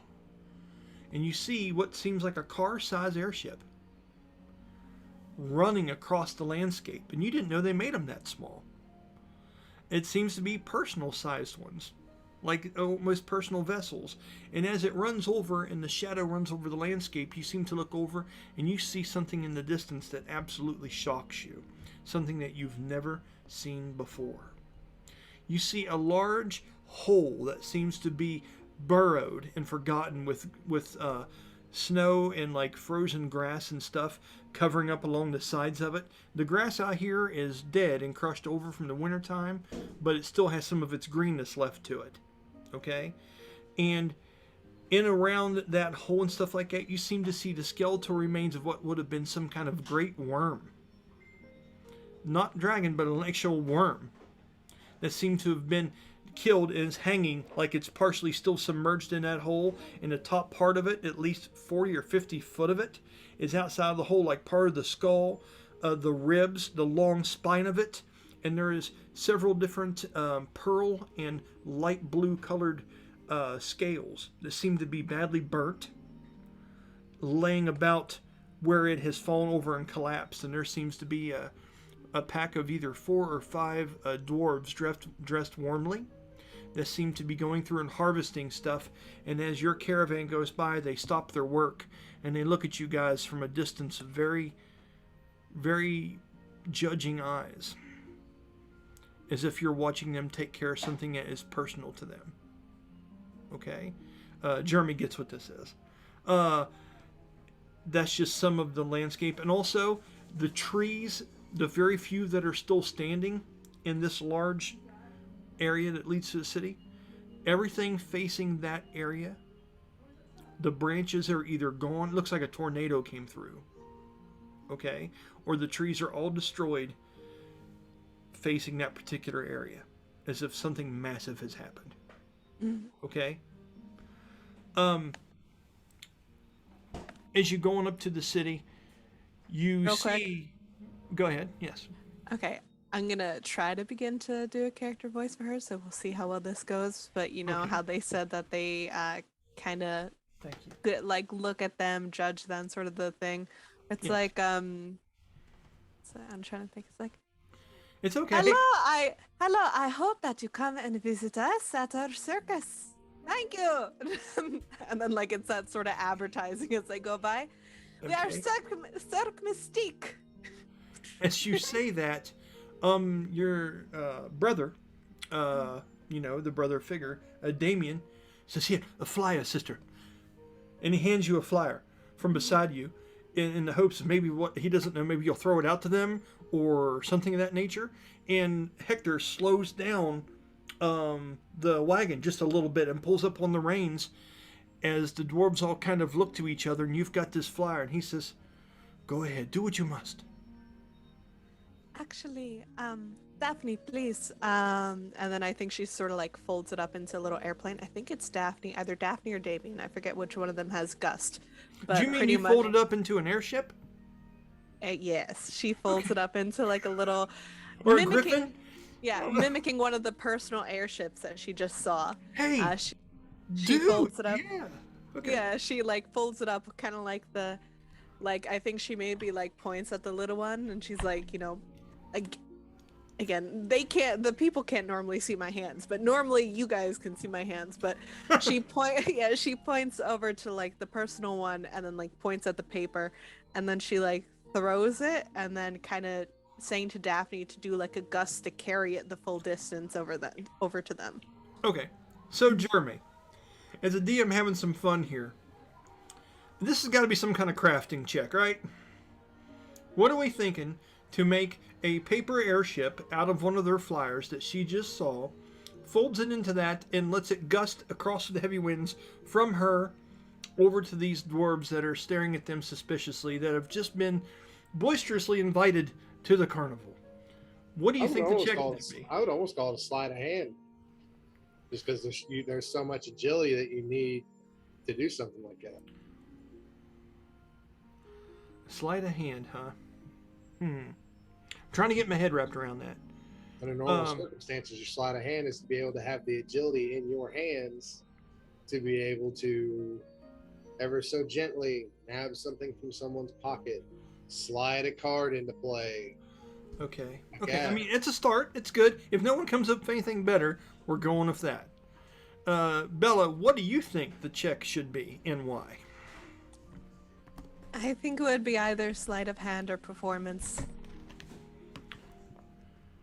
I think because nothing else in terms of skills really Really covers it, huh? Yeah, except for sleight of hand, just because you're using hands or whatever the case Is there not is there? I know crafting, like when we're doing armor and we're salvaging parts. What kind of crafting saving throws are there, or abilities? Are there anything under crafting? Usually it's just a check with the tool, which would be a D20, and if you're proficient with it, you'll add your proficiency. Let's just go ahead as sleight of hand for now, and we'll investigate that and see if we come up with something better later on, okay? So go ahead and roll that for me and tell me what you get. We want a DC of at least 10 to be able to make the plane, 15 to be able to get it to go in the direction you want it to go, and above that, it's an amazing thing. No, I want to implement a character voice, and now I have to remember what the intonation I just said. That's why we record this shit, Bella. That's what I'm talking about. Uh-oh. That's a natural 20. And that's not adding the dex bonus of +3. So 23. But you're proficient with dexterity. Mhm. So that's 25. It's 25. You make a fucking paper chariot. Okay? Befitting of the gods out of this thing. You're literally folding it up, and Damien's like, wow, that is truly something, sister. And it's really impressive. And when you glide this thing out there to them, are you saying anything in this moment as you're sailing this out towards the dwarves? 25. I'm trying What? to think. Yeah, I think maybe to Damien, she goes like, "Well, you and Daphne are practicing your skills. I need to occupy my time somehow." And then calls to the dwarves and being like, "I hope to see you there. We offer warm tidings." And then it kind of goes on the winds over towards them. That is excellent. And those little rolls of the tongue, that make it nice. That sounds good. And I hope you can keep that up. If not, don't feel obligated. You have to do that all the time. You can just do it We'll every see. once in a while for flavor.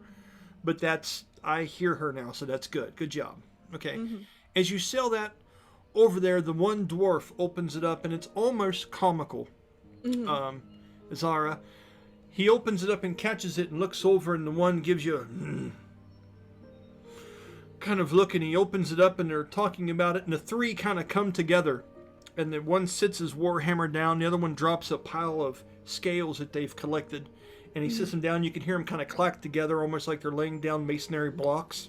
And they start looking at this as Hector seems to slowly start moving forward. He goes, "Hope to see you there.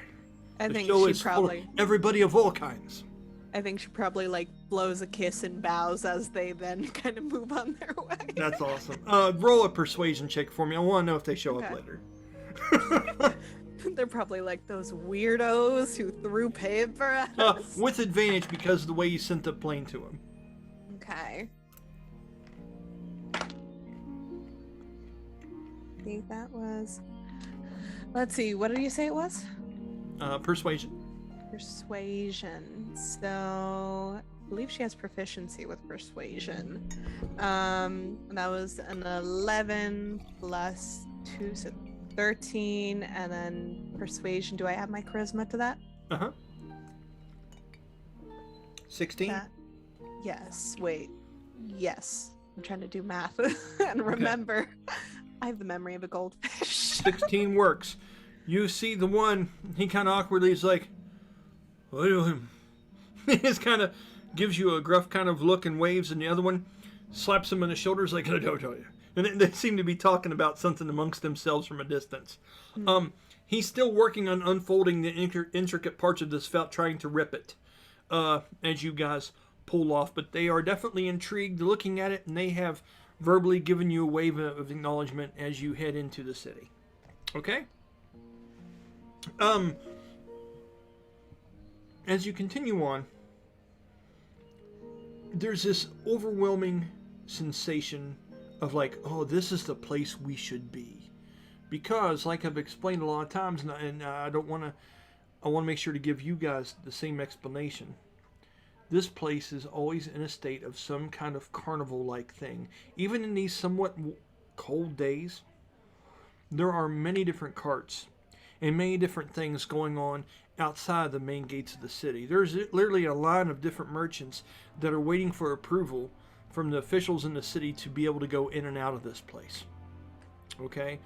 When you are headed up the main roads, and there are several different main roads that convene into 2 or 3 major entranceways into the city that breaches the outer wall, there are loads of people with goods and meats and trinkets and souvenirs and all kinds of banners that have the gold and black, and you don't know if it's a falcon or if it's a hawk, but everyone has all these things flying. There's people that are carving miniature statues of some of the heroic things that you see lining upside the mountain. You see great warriors that are carved into the stone around the entranceways to these doors. You see a lot of imagery that depicts giants and giant kind almost doing work. They're always pushing something, or always holding up a structure, or doing something of that nature. The giants, in the imagery of them, never seem to be looking right at you. They seem to be working in some way. Okay? And when you see these little statues and whatnot, they seem to be depicting miniature versions of all the statues of all the heroes and stuff that you see around you. Okay? At any point, you can stop me and have an interaction, but I just want to make sure you describe this. Yeah, I think she may go to probably Hector.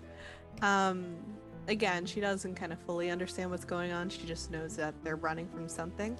And then I think she may be like, Father, I think that this place may be able to give us some camouflage. This is exciting. I agree, Latoy. You'd imagine, as much as we like to stand out, as it were, this would be a nice place to hone our skills a bit. I am excited as well. He smiles and winks at you. And he slaps the horses again and continues on past. He goes, I see you looking at the trinkets. He goes, there will be time for this later. He goes, for now, let us go inside so we can spread the word of our performance. Have you been working on this? Of course, always. I mean, especially, I can only practice my dancing and acrobatics for so long. So I have become quite adept at crafting, if you couldn't tell from earlier. He smiles, and he gives you kind of a look, and he's doing a insight check to see if you're full of shit or not, because sometimes he knows you try to wing it. He rolls a 17.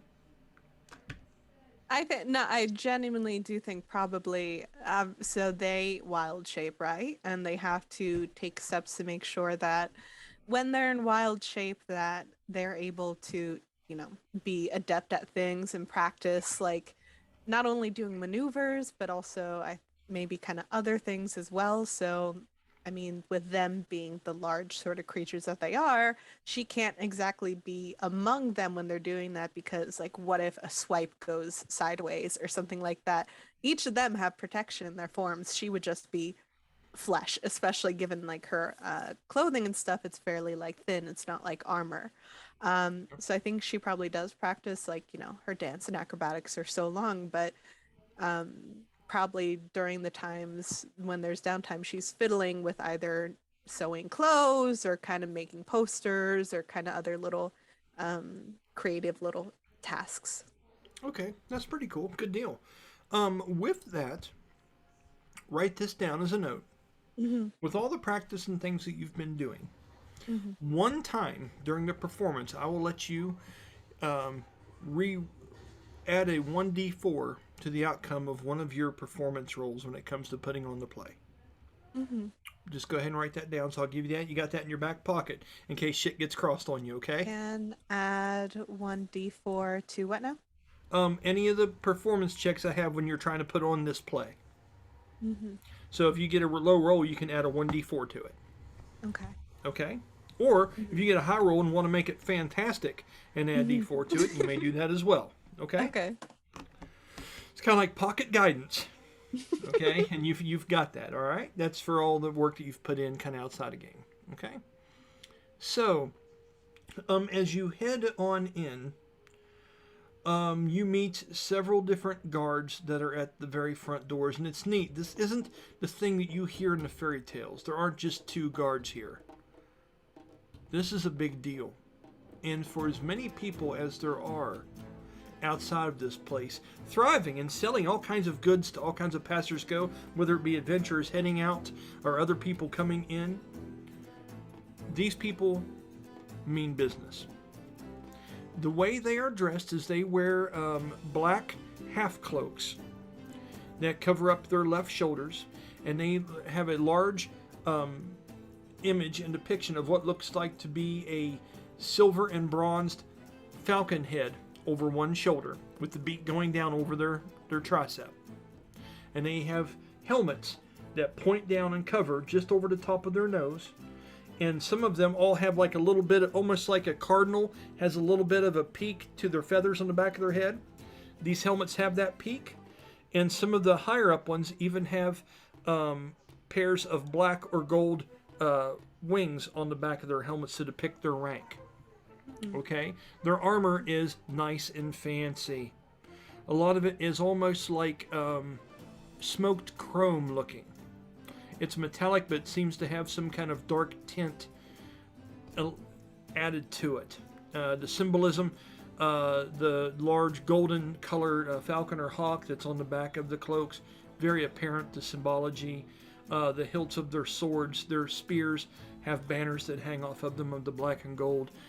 It is, for someone that is all about presentation and knowing what it is to enchant and entice people by doing things a certain way, this is impressive. You've not seen anything this organized. This is truly a different kind of city you're getting ready to enter.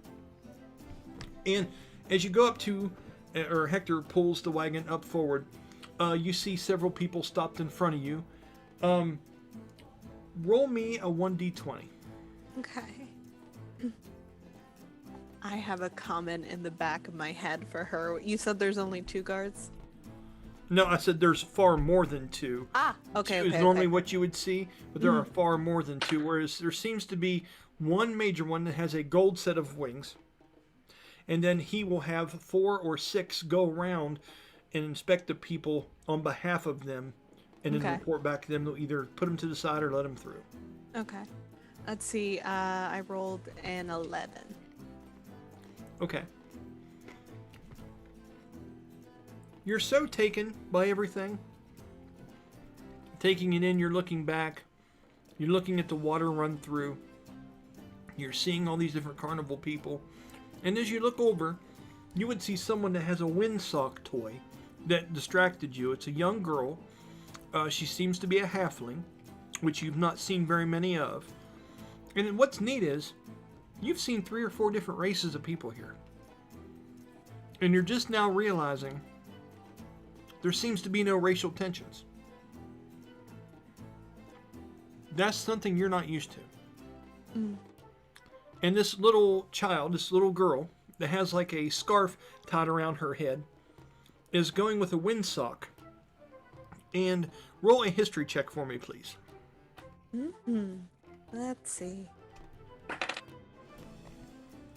That was a 16 plus 1, 17 plus 2 because proficiency, 19.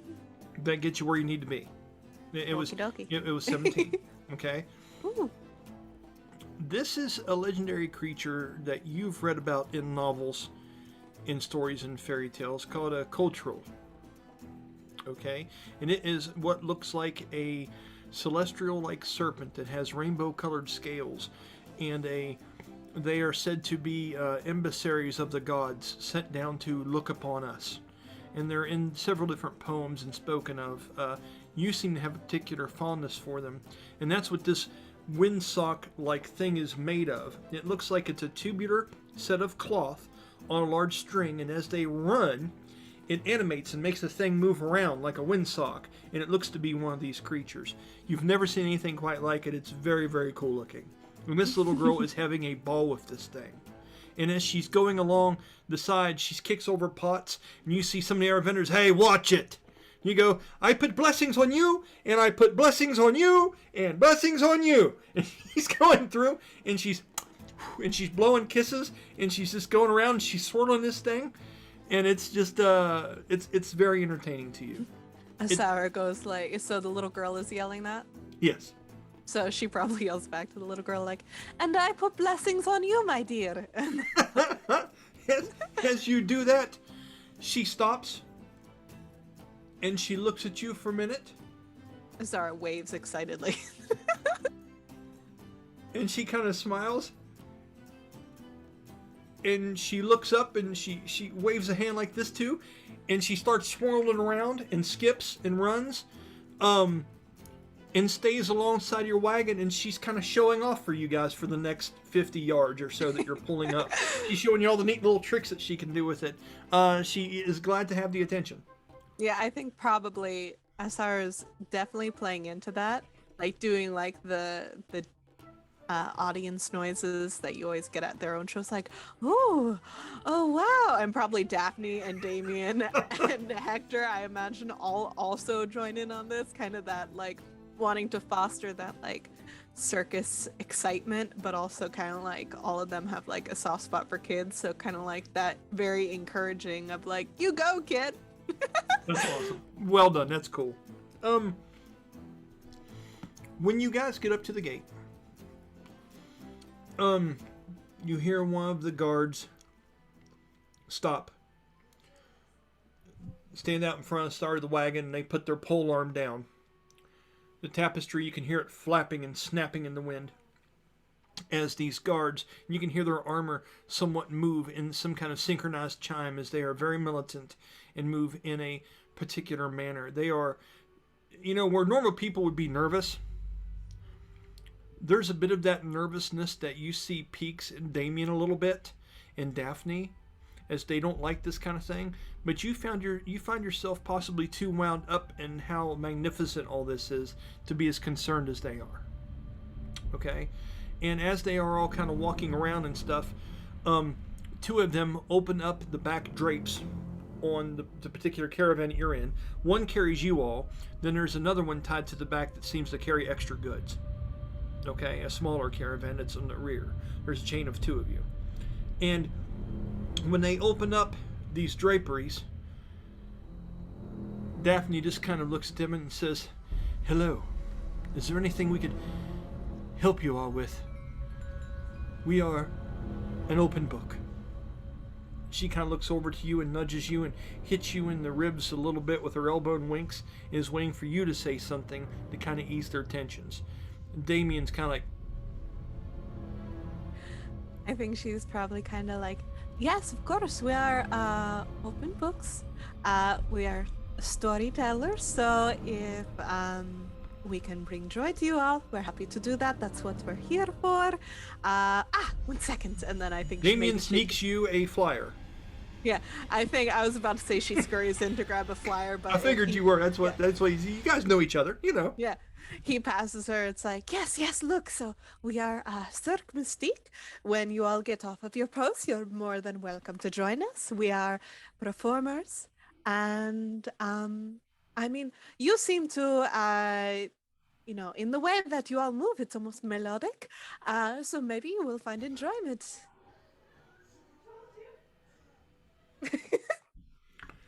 They're listening to all this. Okay. 21 insight check. Are you trying to cover up something here, or are you coming across just as generally this friendly? Oh no, she's genuinely like this. Like when I said, like I've said in the past of like, it seems like everybody else in this group is like edgy, and you would think like almost from the something that anybody who watches this wouldn't know is like in the base dancer class there's like sleight of hand or different stuff like that. She has none of that. She is full transparent, like ta-da. So she's being entirely genuine right now. As you do this, once again, Jeremy will get a kick out of this. There's something really cool about playing this game for so odd years, Jeremy. You get to know people, even though your characters don't know them. As that happens, he says, "Commander Bardor, seems like we have some gypsies. Sims talks about putting on a fantastic show of sorts. If you come here, please." He looks at you and smiles, and he steps to the side, and one of the fellows comes over, and he has a helmet that has the white feathers on the sides of it. And he looks at it for a minute, and he comes over and he stands, and this seems to be a tall guard that stands by the back of the door. Just looks at you. You can't quite see the eyes through the visor, but the bottom half of the face seems to be tough looking and older, thin and chiseled. He reaches up and he takes his helmet back. And he looks at you, and he's somewhat balding with white and gray hair on the sides. A look of straight up chiseled stone.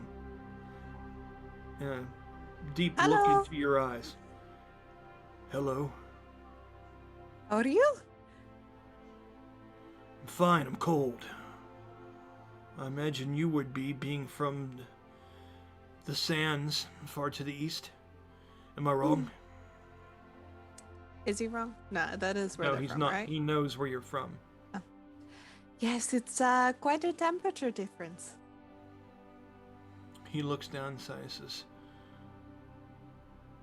"Can I get one of those flyers from you?" Oh, absolutely. And then I think she probably like brings out another one. Okay. At that point, Daphne's handing it to you fast, like, okay. And as he reaches up, I can only describe this guy as looking at an older version of Clint Eastwood. Okay. And they had said roughly that his name was Bardor. That's worth writing down if you would like to. Your name is Bardor? He goes, "That's right. You Well, listen it's a pretty good." pleasure. I try, especially when maybe we see you in the crowds. I can then say hello, Bardor, and then call from you. Maybe you can join us. Maybe, yeah, but I have a lot of work to do. He looks back behind you, and you can see a line of other people back behind. He goes, "Your show, it's, how soon is it? How soon are you? Well, what I'm trying to get at here, how long of a stay do you plan on having?" What are you all saying? I think she probably looks to Hector for that. Hector says, "I suppose that all depends on how many of you'll come to the show later. That will dictate our stay." He goes, "For as long or as short as you want, whatever works for the great city." Let me see how he does this. I want to roll, see how good. Okay, that's really good. That's a 19. He really says that charismatically, enough to break through the tough exterior of Bardor. He looks back up in there. He says, "Well, if you perform as well as you speak, ma'am, the city would probably be better off keeping you for as long as they can hold on to you." He rolls up the flyer and goes, "I can keep this, right?" Of course, and feel free to tell your friends or your colleagues. The Colleagues more, sounds a little better. well, the more the merrier. Mary, I like that. I knew a Mary once. Was she married? She divorced me. Mary was married, but not Mary. Yeah. Smiles.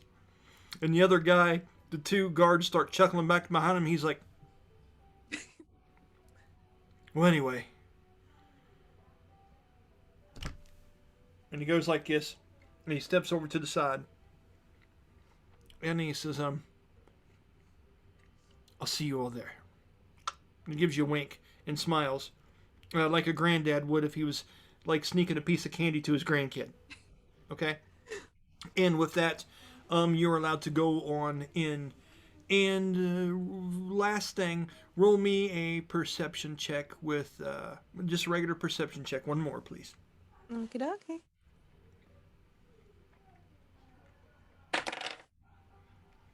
Let's see, that is a 13 plus wisdom, which is 2, so 15. Okay. You notice a man that does not have a helmet. And over his shoulder is a red sash that is torn and tattered, with gold trim on the side of it over his shoulder, with no helmet on, short cut hair. And this is, he looks to be in his mid-30s. Handsome and cold looking at the same time, with a shaved face, and has like a second, the morning after shadow, with short cut spiked black hair and some mess. Ice cold eyes, heavy dark eyebrows, and stares at you with a strange stare, as if he knows who you are somehow. It's a bit unnerving. And Daphne speaks up and she goes, "Do you think they all look like him here? Dear gods." And she It's kind of funny. looks out. Yeah, what are you saying? I was gonna say, like, in the way that you described him initially, her reaction may not have initially been like, "Oh my god, he's staring at me intensely." It may have been like, "Oh, okay," like blush of like the same reaction as Daphne of like, "Oh, okay then," which may have earned a little bit of side eye from both brother and father, as Right the on, two right on, I get sisters that. are like, "Oh." Yep, he gives you a long nod and keeps eye contact with you the whole time. There's a weird, straight expression on his mouth that doesn't show a grin, but it doesn't exactly show a frown either. It is hard to interpret. It is almost like the look of Mona Lisa. You know what I'm saying? It has that kind of mystique to it as he watches the wagon go inside. Now I'm going to fast forward a little bit. Okay? Kind of wanted to give you a nice entrance scene and get you to know some people and get some flavor and stuff like that. When you go in, multiple kinds of vendors, and you would see a couple things. One major thing I want to make a point about here is the gladiator arena, or the Falcon's Nest. Okay? It is a somewhat like old Roman, like Colosseum kind of built structure that is in the main layer, the lowest level of the city. It is the central thing, and there are many different statues that line the 3 or 4 different paths that go up to this thing, almost like at a very intricately made courtyard. Okay? And these statues seem to be of all kinds of different warriors that have competed in this thing and got somewhat, there are flowers thrown at the foot of them. There are banners draped over some of them. There are bards that are parked out in front of them, at the foot of them, singing songs about the particular statues. And it's all kind of chiming in one hot mess of words that you're getting. There is so much going on here. It is a sensory overload, but it is amazing to you. This is the kind of shit that Azara dreams of. I think it's so Me. funny because this is not only her first introduction to New Grimdar, but me as a player, because I've never been in New Grimdar before. Oh, right on. That's what I thought. Yeah. No, I'm trying So to give it, it's just deserves. There's so much to it. I'm not going to give it all to you here, but I'm going to paint some sketches, okay? I'm trying to decide how else to move this along. A man would come up to you all. This man would look like a robed wizard human, with the robe hanging large around his head.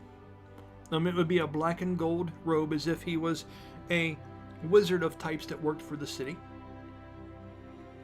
And he would have a very distinguished look to him as well. His hair would still have quite a bit of darkness, overgrown eyebrows to a certain degree, and would speak very eloquently. He has a staff to his side that looks to be like some kind of serpentine type dragon. And at the top of it, in its teeth, is perched atop a falcon. This staff looks to have like a dark wood and black onyx that almost catches the light and makes it prismatic. And it's almost somewhat transparent, almost like it's a shadowed glass of some kind. And as he comes up to you, you would recognize this person as looking very much like Jeremy Irons, the actor. Okay?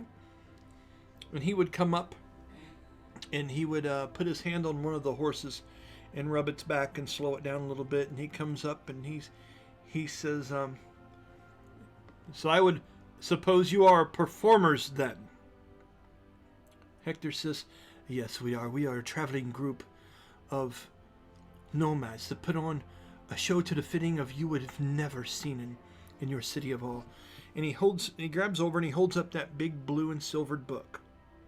He says, "The Tales of Ulran. That is what we hope to bring to you all here today. And for the next several weeks, if you'll have us." He goes, "Are you familiar with this book?" The man kind of looks at it, winces a little bit, looks at him, and he goes, "I believe, if I'm not mistaken, I may have even helped write some of those pages." although I can't clearly say if they are depicted accurately. He goes, if you are truly entertainers, and that is your purpose here, he says you'll want to follow yourself on down the right-hand side. There are courtyards and places where folks of your nature and brand can find a home and a respite. You said you helped write it. He looks back in there and he says, that is correct. And who's asking? Well, my name is Azhara. What is your name? Just a minute. I always forget his name. Okay. He says, I am by many names. Some would even go as far as to call me the arrogant bastard that makes them watch themselves. You can call me Landorus. Landorus.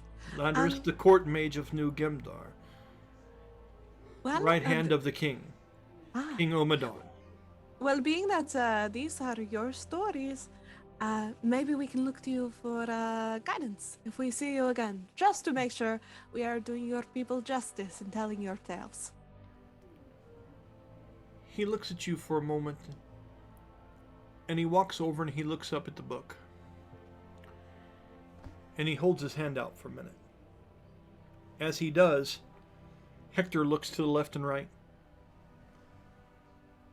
And he makes sure to put a piece of parchment in a certain page, and he hands the book to him, and as he looks at it, he opens the book up. And as he does, he moves his hand over top of his eyes like this, and a pair of spectacles comes into view that hover just in front of his eyes without his hands touching anything. And they hover. And he looks over, he goes,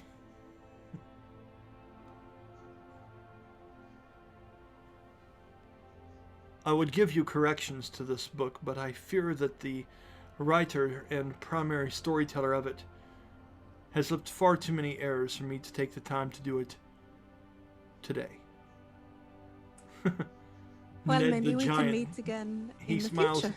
He says, Ned the Giant Slayer. Oh. His name is Nadimus. Nadimus.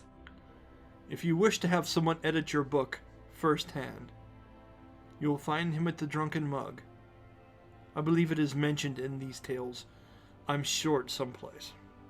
Oh, yes. Absolutely. I wish the best of luck to you, but be warned. The version of the story you may get may be far worse and ridiculous than the one that are already in the pages. And he goes, I wish you all the best of luck. And he shuts the book and he hands it up to him, just kind of shaking his head and smiling, half grin, and hands it back up to him. He goes, I look forward to hearing of your tales. And he goes off to the end. He points to the other side again, which would be his left, your right, and telling the caravan to go along to that side of the building and park. Okay? So, fast forwarding a little bit more. Mm-hmm. As the caravan goes over to that piece, you see all kinds of different wagons of different camps that have been made up. There is almost like an indoor park to a certain degree that has a whole bunch of stone benches. Some of the water actually runs in through this encampment. There are certain people over there that are fishing. As guards walk through in pairs of threes, usually it'll be two of the small silver masked guards that have the small, like, flip to the back of their helmets, escorting what looks to be like some kind of lower ranking mage than the one you just dealt with. They always go in threes in groups, which you think is very clever. You've never thought of the physical, the martial and the arcane teaming up to go into waves through here, and they seem to be very well policed. Not only that, but you don't see a lot of crime here. You don't see a lot of stress on the face of people. They're pretty much able to run about as they see fit here, which is interesting to you. I want to go ahead and fast forward a bit to get you to where Jeremy is, okay? If that's all right with you. Is that cool? Yeah. Okay. So, as you park and encamp, your sister, your brother, and Hector are going ahead and they're getting the canopy and putting up over the tent. They are tending to feeding the horses, and they're getting some fishing poles out and starting up a pot over a fire. There seems to be some pre-made fire pits, and they have pulled the caravans up alongside of them. They've been asked for only 10 silver by some of the people that have been walking by casually, and they actually asked for it as almost more of a donation to the cause, rather than, if you're going to park here, you need to pay. The trifecta, the 3 guards that go by this place all the time, went by and very casually talked to you all and asked for the coin, and that would be as good to stay there for a week, or you could pay for more, and they would put a certain flag and banner on top of your caravan, and you could stay for a longer amount of time. Hector opted to only pay the shorter amount. You know you guys have more in the wagon, and you know this is Hector's nervousness shining through here. He is Actually, always ready to run. Go ahead. I was about to say, with their wild shape, they can shape into more than just their go-to forms, right? Yes, ma'am. Okay, because I think if not Hector, one of the twins, there may be a routine at this point where as they're getting settled, one of them does sort of scouting out, like goes into like a bird or like a small animal or something like that to get like, they always tell her a lay of the land, but I think it's more so watching out for any figures. As that begins to happen, Mhm. I gotta explain this to you because it's interesting this come up, and I think Jeremy's going to get what's getting ready to happen here. Mhm. But when you all start talking about this in the back of the wagon, the 3 of you, Mhm. Hector says, "Wait, there is an issue. It would seem this Landerus is a bit more cunning than we had planned." And he looks into the book, and there is a piece of paper that was slipped into the book with a black and gold seal. And as he begins to read the cliff notes of it, there are a couple things that are discerned from this. And you don't know if this was a warning, this was a statement, this is something that goes to everybody. You're not quite sure how to interpret this, but it doesn't, I'll let it strike you however it strikes you. Okay? But it says some very simple things. Mm. That the use of magics, although permitted within the city of New Gimdar, are heavily watched and influenced. There are several types that are not allowed in this city. And the penalties for having said magics being used, okay, are not clearly stated, as they want people to be somewhat afraid to test the waters. One, are impersonating officials in the cities, okay, without written consent, okay. Teleporting, especially teleporting from one level of the city to another, is forbidden, and you'll be met directly by the man who handed you this paper if that happens. This is put as a very straight up and bold statement. Okay? There are several other very simple warnings that things have went down here, and there are 3 signatures at the bottom of the page. One is by King Omadon II, which seems to be the king and lord of this place. The second is by Landerless. He seems to be entitled as the court mage. And there is one called Valimar Justive. He is entitled the Grey Knight, and he is the left hand of King Omadon. All 3 names and signatures and seals are put on the bottom of this document. At that point, Darius would look over and goes, "It seems as if these people mean business." Mean Damien. Damien, sure. What I call him? Darius. Darius. Sorry, Corey. Sorry, buddy. He gets He's like, teleported. "I don't know why I'm reading this. I don't understand." You know? But, the point being, Damien says, "It would seem that this safety that these people have comes at a cost. We should be careful." Do you mind if I sub in for Daphne real quick? Of course not. Go ahead. I think I think reading between the lines, it's safe to say that they don't want wild shape to kind of investigate. Probably would be frowned upon based on kind of the wording of it. So I think like, Damon's like, oh wait, like there's a cost, we have to like be careful, whatever. And then I think Daphne may kind of be like more like, oh well darn, I guess it's my turn for the scouting out, and I guess I need to walk around and just take a good look because we need to get a good look at the city. I think she's excited if she's like, I guess I'll be the one to take in. She's just excited to have like Yeah. a day out to kind of do what it is. So she's like quickly taking that over, like, oh darn. No, I think that's exactly right. So we're going to say that as Hector goes through the book and watches the food cooking, Damien is going to stick behind with him, and they're going to try to read through the book and see how many people will need to be portrayed, and if they actually feel like they're stepping on any toes, and they'll investigate that side of it. Daphne is going to go to some of the riskier places. She's going to hit up the pubs. She's going to hit up some of the merchants. She's going to get into. She's more of the cool older sister, the one that you know how we've kind of depicted her. She doesn't mind going down the dark alley. She can deal with the tomboys and shit. You know what I mean? That's her. And he is asking you to go ahead and start placing out flyers and stuff and get the word out because you've done so well so far. And he goes, just keep doing exactly what you're doing. He goes, if any luck. And he goes, and also, Daphne, in your travels, try to find a place that we could perform our act. This is not the place. We need someone a bit more grand. Somewhere where people are not fishing. He kind of smiles. So Daphne is also going to go search out a place for the performance to take place. And you'll be putting out the flyers. Okay? Yeah, sorry, I had to take a few drinks there, and she did the. I get it. All right, so over the course of time, you make your way, and I want to describe to you Skywell. Jeremy has heard me describe this. It's a really cool place. Colby, you've never. Is a lot of this that I'm saying, Colby, new to you as well, as far as what the city looks like and things?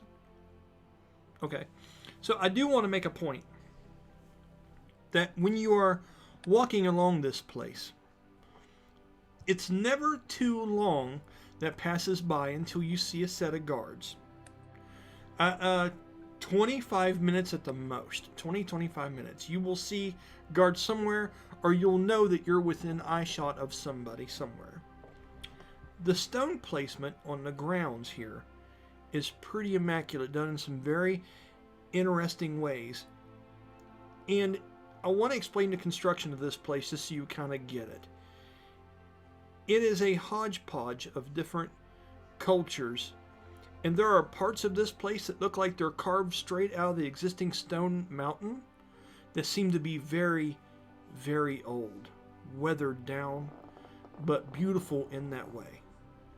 And then there is carpentry and things and stonework that has been done here that is grandiose to the degree that you have not seen. Stuff that is meant to last through a disaster. Okay? You would pass several different shops on this lower layer as you're walking around putting flyers from place to place. There's one, I want to give you the names of a couple spots. Okay? Just to kind of paint a picture for you.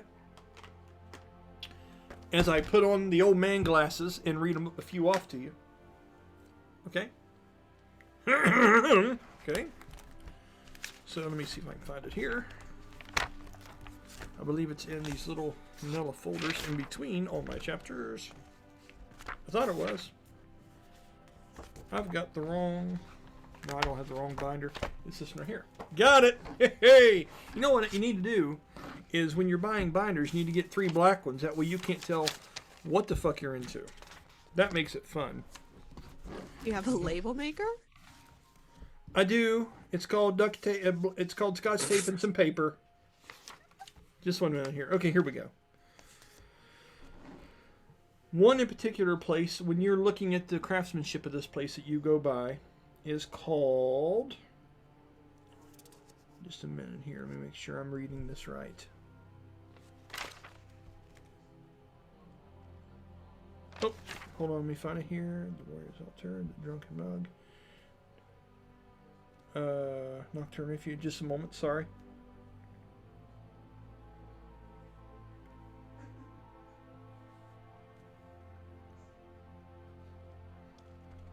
What is that called? I have the place here, but I don't have the name of it.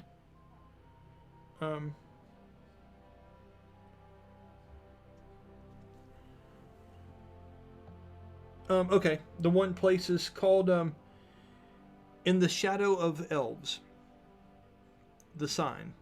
And what it seems to be is it seems to be a craft shop that is specialized in making a place and a home in the antiques and things that you possessed of straight up elven make by actual elves that live there.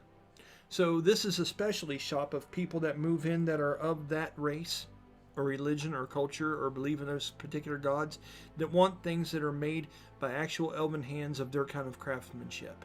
And you can see that there's a major nature-like feel to the outside depiction of this place. The pillars to the actual entrance look like they are inwoven trees. The statues seem to be of elven maidens with harps. The windows seem to be beautifully designed with stained glass that looks to be like lake water in images of sunrises and sunsets.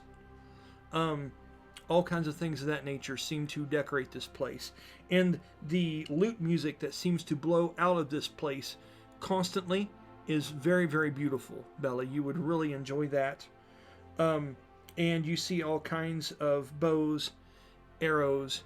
You see a depiction of a wooden carved what is it? It's a weird kind of fox creature. Roll a history check for me real quick.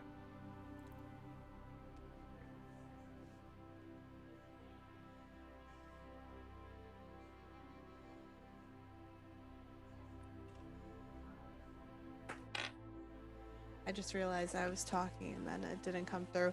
I was changing it to the caravan, so I think she may have disappeared for a second, so I apologize. No, it's fine. You did. There was like a black screen, some red text, but it's perfectly fine. It's all good. Okay. And you said roll history? Yes, ma'am. Okie doke. It's like, might as well put up the caravan, that way you could see. I rolled a 12. That is a +1 for the history skill with proficiency, so 2. So that is a 15. A 15? You know, you can't quite remember what this thing is called, but it's something like a fey sneaker is what you kind of recall, but that may not be exactly right. But there is a carving of some kind of fox, but it has feathers that goes down the ridge of its back and these long whiskers that trail off, and it has 6 legs instead of the typical 4. And it seems to be made in whites and silver paints and things like that. This very unique and very beautiful capture of a fox carved of wood that seems to be sitting off this. And you would recognize this as a fey sneaker. Okay? And as do you investigate this? Are you looking at this closely, or are you just noticing this and continuing on? I think she's a very curious person, so she would probably investigate.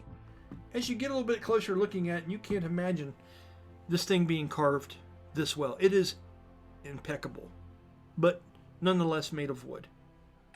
As you get closer, a young man with strawberry blonde, red-like type hair that looks to be maybe 21, 22 years old, dressed in golden and tanned colored leather armor, very tall, handsome young man with a large, tall neck, seems to walk out into the front porch, and he says, "So I can see you've taken a liking to the sneaker."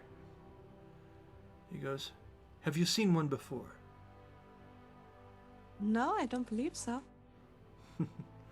It's more than likely that you won't. They're good luck. They're said that you could never trap one, but they like to follow their own kind around. He makes a sound, and he holds his hand up. And all of a sudden, when you look back over to it, it has changed position. And now the statue seems to be up on its hind legs with the 4 arms, and it's like this, looking with its head cocked, staring straight at you. Still looks like a sculpture. And he goes, that one's a sneaky one, though. It usually won't change if you're looking directly at it.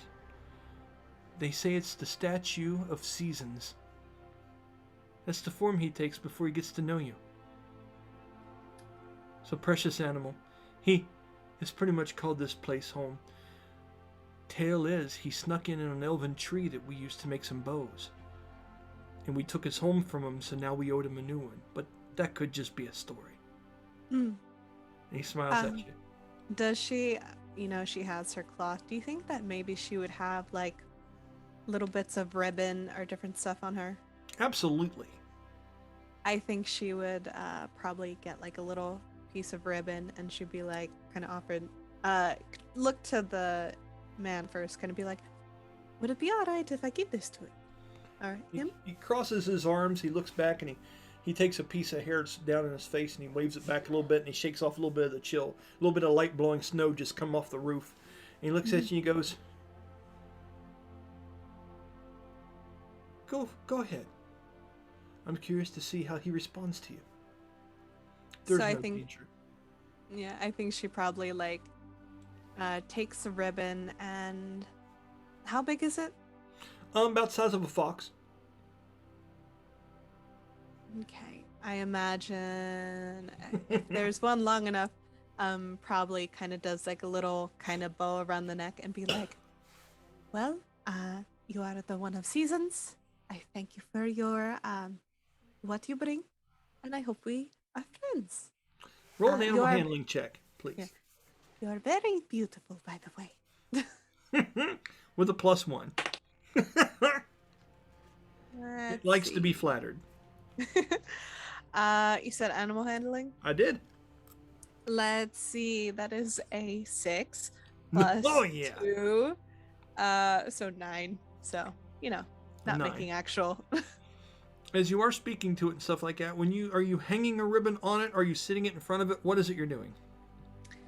Initially I was saying to put it on it like a bow, but I think probably it would be better to leave it in front of it now that I'm sort of thinking out loud, because she is probably more of like offering the little thing of friendship as opposed to imposing something on it. So I think she probably rests a little ribbon in front of it. As you do that, you hear, and you can swear you saw the nose twitch, but everything else didn't move. It looks like a little statue. You Colored. are always welcome to come find me, friend. And then I think she turns to the man and being like, I'm sorry, I didn't get your name. My name is Iridan. Iridan. Well, it's a pleasure. My name is Azhara. Did she introduce herself? I can't remember. You just did. Yeah. He looks at you and he goes, it is a pleasure. He goes, and if you ever find yourself needing true elven craftsmanship from the forest of Woodshadow, this would be the place. My father, my sister, and my brother, we all 3 work here. Well, my brother, not so much anymore. He's a hero, One of the last ones to actually stand guard at the Shrine of the Warrior Saint. Are you familiar with the shrines? And as he gets ready to tell you this interesting story, you hear a voice in the back says, Iridan, come, we have a lot to finish before the sun goes down. The streets have been full. Who is... Oh, hello. Hello. Well, I am very sorry to keep you, but I would love to learn more in the future. We are, and then I think she like points off in that direction, but then she Okay. goes, but we are my family. I also have a father and a brother and a sister. We Right are on. performers, and maybe you could come and visit our show. And then I think she like hands off a like flyer to him. Okay. As he reaches out to get it, you realize that the tall man, he looks a lot like Dolph Lundgren, the one that played the Russian guy from the Rocky movies. This is a large, muscular, fair, blonde-haired, with a little bit of red tint to it elf that looks like he used to be a soldier or a warrior of some kind. And when he comes out there, you can see that he's using a crutch. And he takes it from you, and he takes a deep breath as your eyes run across it. And he looks and he goes, well, we appreciate it. and we'll try to make it as long as we get this stuff done, Eridan. So if you don't mind, be careful and have a good day. Mm-hmm. He turns, he says, come on. And he turns a bit coldly as you can hear the crutch now kind of hitting the floor as he walks back into the shop. Eridan says, he goes, maybe at some time in the future I'll see you and I can explain to you about the shrines. And he looks down and smiles. And as he does, he gives the ribbon a tug, and the creature, the face sneaker, has bitten onto the ribbon, and it's hanging in its jaw now as a statue, and he pulls on it once, and it's snug tight in there. And he says, and I may not be alone next time either. Until then. Heads back into the shop. Okay? Several different places. I'm not going to have you encounter them all. There's a place called the Warrior's Altar, which seems to be some kind of smith shop with the door tightly closed, no line outside of it whatsoever. But it is called the Warrior's Altar, and there is a picture of a sun and a horizon with a hammer in the backdrop of it and 5 anvils in a circle. Okay. You will pass the place that you have heard about quite a bit. It is loud, rowdy, with a shitload of people trying to get in. It is the Drunken Mug. It is down on this level as well, and you can see several different warriors and stuff lined up that look like the type that would go into that gladiator place. Lined up in the streets. There is one particular person you see of interest, something you're not used to seeing. I need one more history check from you, and then I will tell you what this means to you.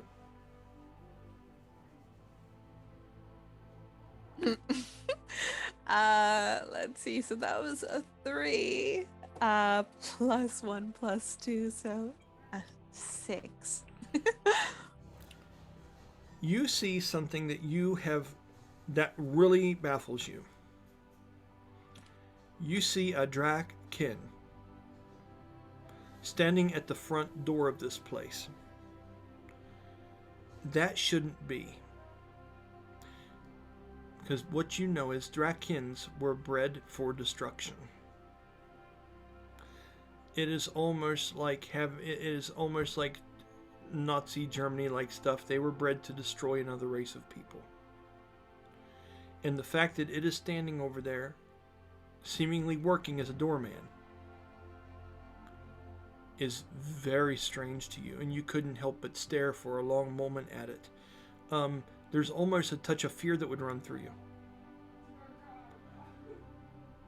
This race almost brought about the end of people that look like you. People that are human. And that was foiled. But this particular creature seems silent, still, large, strong, noble. Nothing from the stories you've heard would have depicted a Draken being like this. He almost seems to be some ancient mystic form of a paladin. He's not all shiny, but he seems to be the real deal, like you're looking at a relic of an ancient hero standing over there. He seems to have a tinge of gold and silver and bronze all to the shape of him. He has a long tuft of tentacle-like whiskers that comes out of his Draken face, fins on the side of his head that have chunks and pieces that seem to be tore out, and 2 large twisting horns that have a half twist that go back that seem to have almost a pearl hue to them. Has a large shield leading up against the door beside him. He only wears the gauntlet and a large strap across his chest. He wears very few pieces of what you could tell would be a full set of amazing armor just so he can function in this. He's in his commoner's clothes, but donning a few pieces that people can recognize. And he's smoking a long pipe as the smoke is heavy and seems to lift up and flow around his face. He is working the door there. I want to go ahead and explain Skywell, and then we're going to move on or possibly end for the night. Before I do that, Jeremy, did you have something, buddy? Okay, I just want to make sure. And Colby, did you have For any? a hot second, I thought you were describing Colby, and I'm like, wait, what No. is he? Do either one of you guys have any questions about some of the things that I've explained for her so far? And are you getting a better picture of the city now, Colby? Is this helping you a little bit? Okay. So, and Jeremy, of course, has been here 100 times, but this maybe is helping refresh your memory as to a couple things as well. And it's good. I'm glad we're taking the time to do this. It's fun. I love this place. So, Skywell, when you go from place to place, you can't quite sure get a bearing on how to get up to this place. And you've heard people talk about it several different times. You've heard what seems to be like airship stewards for hire and mercenaries and stuff talking about, boy, if I could get on one of those planes up there, I'd be set for months. The money you could make. And everyone's opening one of these up. Have you heard about this? And, you know, you pick up on the rumors as you go around town. And several different times there would be shadows go over top of the city. And as there'd be celebrations and stuff like that, everyone always kind of stops and looks up at these large looming shadows at airships going in and out of the port. And this is about 250 to 300 yards, like 300, like 3 football fields up the mountain. And as you're staring, one particular time, a person walks by. Okay? And they're looking at you. And you hear a voice. And she says, are you thinking about going up to Skywatch to see how your fortune hands you? I was curious. And I don't think I've seen you here before. When you look down to see the person speaking to you, you see something that you haven't seen hardly ever. And definitely not the species that is currently in front of you. You are seeing a Felidae. A Felidae is a race of cat-like humanoid people. They are not overly cat-like in their facial features. They look like a very well-rounded mix of human, almost like a human would have had a makeup job to look like a cat in a play or something like that.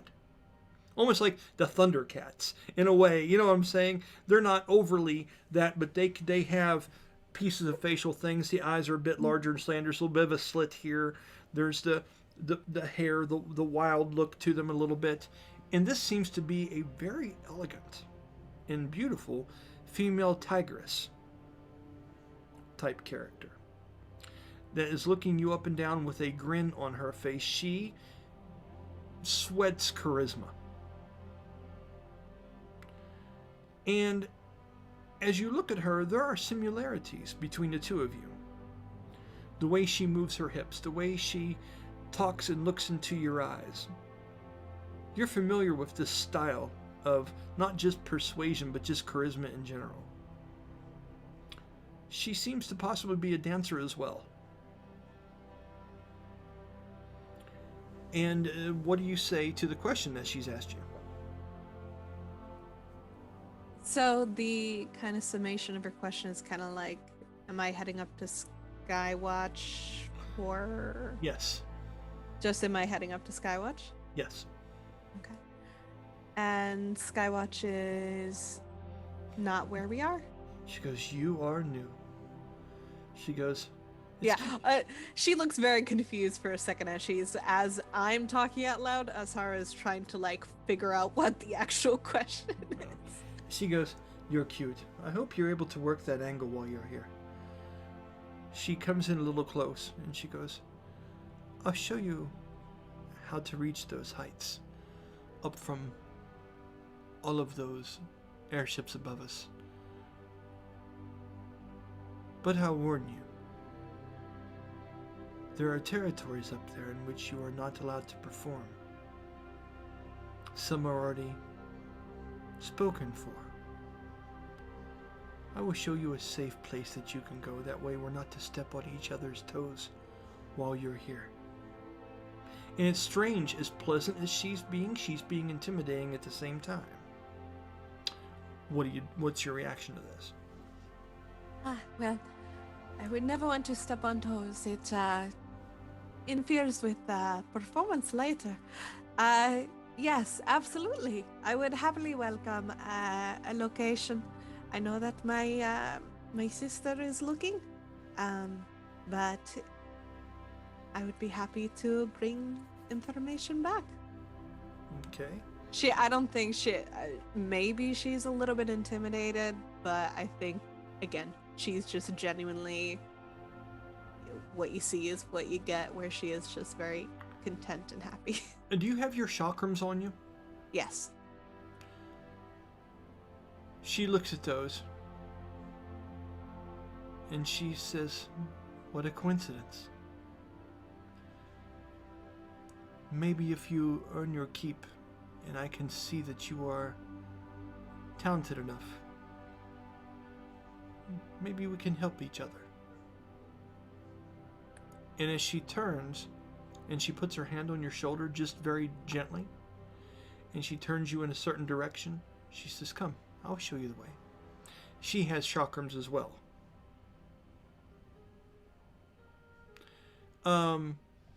Just a minute. What's your passive perception? Let me electro. And also, if you remember, I think how we characterized her chakrams, it is almost like little tambourines. Mhm. Let's see. Wait, so the question was what? Your passive perception. So a 10 plus everything that you would get to perception. Okay. So 10 plus, I think it's just the wisdom, so 12. Okay. That'll work. Alright, so we are headed that direction. And she takes you to the Skywell. As you start working your way over to it, you can see that there is a lot of noise and a lot of things coming from it. Like I explained it before, it looks like half of a large tower that's built up right at the face of the mountain that goes through the clouds and up higher into the level of the city that I discussed earlier with the floating pieces and the docks that are connected. As you walk in, there is a gust of wind that whips in through this thing, almost like a twister to a degree, when it comes through. There are many open balconies on the outside face of this thing. And there is a spiral staircase that wraps around this entire thing. What happens is the stairs go in two different directions. They spiral around and they meet on a central platform that outer rings the inside of Skywell. This process happens 9 or 10 times as you climb up this place. Okay? So you can literally stay on one stairwell, go all the way up to the next flight, and instead of getting off and encircling it, you could continue spinning up and climb all the way to the top, only it would be a hell of a jolt. Okay? These large balconies that are open up out here let a lot of wind in. They are beautiful large balconies that look out over top of the city. And there's at least 2 or 3 of them on each one of these floors. Okay, that open out into. The inside of this place looks like medieval meets kind of mystic fantasy in this. And what's great about this place is it is a hub of trade and people hiring people for jobs. The best way I can describe it, it looks like a job fair. Okay, only D&D. So as you're climbing up through Skywell, okay, and the irony of the name of the place starts to make sense once you're inside of it and you get what's going on. You know what I mean?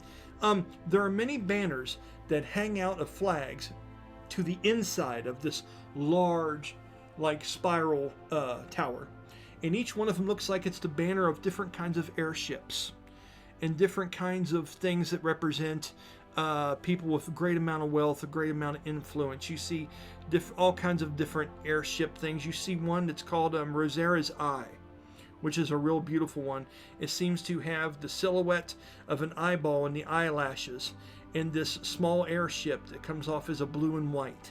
There is the Intrepid, which is the one that Garrick Tirdanen has. There is one called the Lylung, which looks like a great ancient Asian dragon like the ones you see that they have in the parades, that's wrapped around a yellow and blue airship with gold fringe along the sides.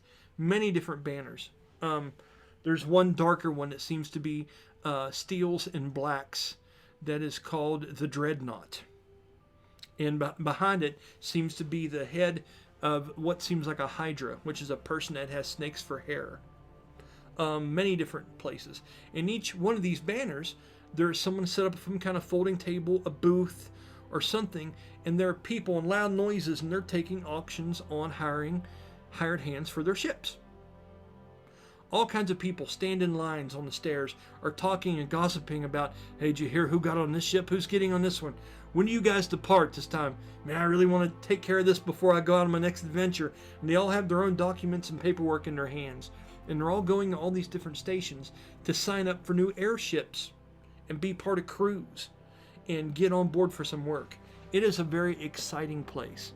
As you are walking up through this place, you see an opening on one of the balconies. You see a very fashionable rug that seems to be very similar to the ones that come from Demir.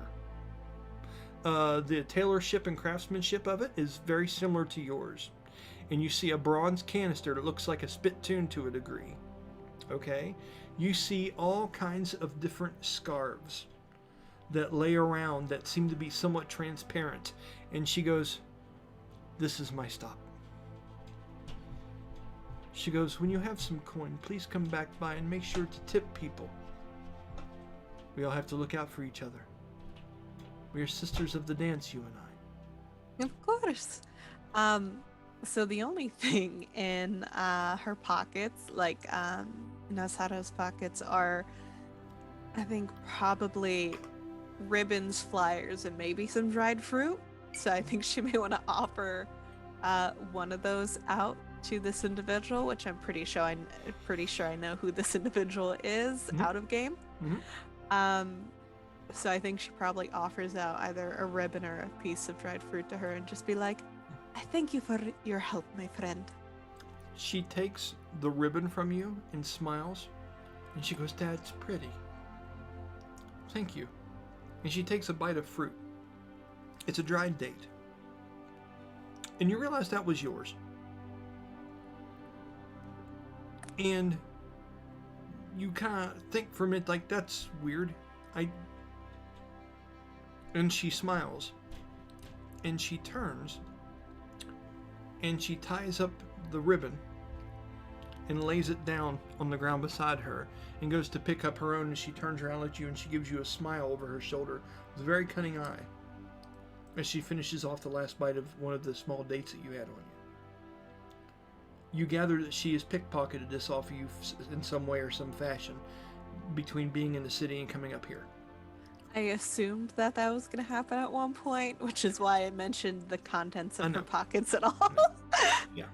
And that's what she does. And then she begins to perform, and you know the way on up. Now, just so we can go ahead and get to a point where we're going to close for tonight. If you want to, I can talk to you a little bit about how that performance goes, or this pretty much will take you straight up to the top, and that will put you to where you were going to put some things on this pedestal. There's one more encounter you'll have to have up there that will put you in this place. Would you like to watch her performance? Do you want me to describe to you maybe another scene? Or would you like to go ahead on up to Skywatch? I'll leave it up to you. I think she probably watches for a little bit, but not enough to get like super in depth with the performance. Okay. And I think at this point she probably would be heading straight up. Okay. Just so you know, just a little bit that you watched. Okay. She tells a story of the lost lovers of the sands of the mirror. You know this story. And she tells the story about the storm of their agony that washes over top of them as she spins, and these scarves twirl around her effortlessly as people start to crowd in around you, and they're getting shoulder to shoulder with you, which is a little weird because someone just pickpocketed a date off of you. You're not quite comfortable, but they all seem to be mesmerized with her storytelling. Okay? As she pulls out the chakrams and she holds them in front of her face, as portals. And then she tells a bit of the story. And then she'll twirl them around as she does. And she'll dance around and talk about the stars tell all the tales through the clear night sky. But before the lost lovers, the sand blocks their view. And she'll spin around again, and she'll hold up another chakram in front of a passerby and talk to them through it as if it's a frame into her mind in words. And she uses them very artistically like that to get people's attention. It's a very interesting show. From there, you move on northward. Quite exhausted, by the way. It's a trek. It's a hell of a walk. Nothing in particular. Sometime we'll get into more detail as to all the things that are in this place. As you get to the top, you pass a place, a very interesting place, called the Crow's Nest. The Crow's Nest is a very popular tavern, you can tell, that resides up here in Skywatch. There is quite a bit of music coming from this place. This seems to be like some very vagabondish, high-stakes, pirate kind of hardy music with accordions and violins and things like that. And it's very interesting. This, whatever this place is, you don't know if it's a bar, if it's a hovel, if it's a brothel, if it's a damn game place. It looks like it could be fucking all of them, truly. But it looks like a spyglass, like an Eiffel Tower. It's constructed to look like a spyglass, and it's tilted a little bit with different layers to it. It's a very interesting play on it. It's called the Crow's Nest for a reason. As you look at the place and you're walking through the streets, you notice that you hear something underneath your feet, like metal chiming. And as you're walking along, you look down, you see all these coins that are all over the ground, at least everywhere from 50 foot around this place, just scattered all over the place. Of the few balconies that are here, you'll see people come outside and they'll be smoking and drinking and talking and things of that nature. And every once in a while, you'll see a beautiful elven maiden will come out of one of these said places. Long flowing black hair, very pale, very scantily clad, which would almost make you gasp. Because as a dancer, you've seen what people will wear or what they won't wear to impress folks. These girls are pushing the limits. What's interesting about it is, roll a perception check for me. I don't think that she'd be too surprised by it, to be honest. Like, I don't think she's one to be like, oh, I think she's kind of very like, hey, you do what you do. Live your life. I like it, yeah. Roll a 4. What was it for? I'm not telling you yet until you tell me what your total is. What is the Perception. Perception. Yeah, that is just a 4 plus 2. That is a 6. Nope. You are just taken by trying to watch where you're walking, and people are getting so shoved around. But it looks to be a very interesting place. Mm-hmm. And as you go walking by, she's like bookmarking it in her head of like, we'll check out with Daphne later. The Crow's Nest. Okay. As you walk on through, you see an elderly woman, a black woman, very, very dark black skin with black and gray dreadlocks that seem to hang back down the back of her head. And she has a headdress on that is actually quite stunning. It seems to be made of bronze medallions that make somewhat of a net, and there is a sheer material that hangs from this that seems that she is from some kind of location that is very foreign to this place. She wears extravagant looking wrappings around her body of purples and reds that are extraordinarily colorful, and she walks with a little bit of a kick in her leg and an arch in her back, as she has a staff of a type that she has aid her in her walking. And she is carrying, she is pushing what seems to be a small wagon that has several different tufts of herbs, several different pieces of meats that are still strung up and bound together, as she is getting back from a shopping trip, and it smells amazing. And she is walking by, and she looks at you, And she sees you looking at those coins down by your feet, and she looks at you. And she says to you, what would you be looking at all those coins for? You know they're worthless. He's awful arrogant, thinking he can just put himself on whatever he wants to around here. He, He, Tavaster, the bastard? you're not from here, are you? No, I am not. I can tell. And you look hungry. Oh, I have food waiting for me at home. But I do have to say, it certainly smells delicious. She goes, well, that should. And that smell, that's a smell of something different you've never had before. I can guarantee you that. She goes, you find yourself up here going around this way, and don't come with any of those coins from underneath your feet, because I won't be taking those. She goes, you come over to Leah's. I'm Leah.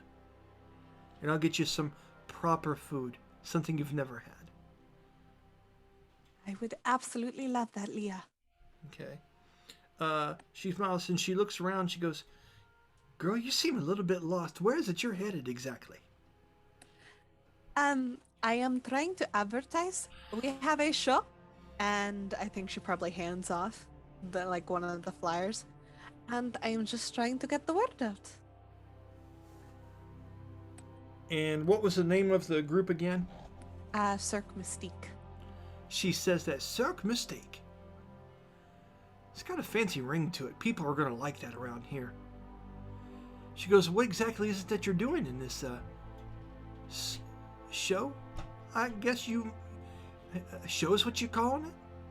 Yes, so me and my family, we are storytellers, and we use our various talents. Storytellers. Yes, we use our various talents in order to weave tales that enchant and delight.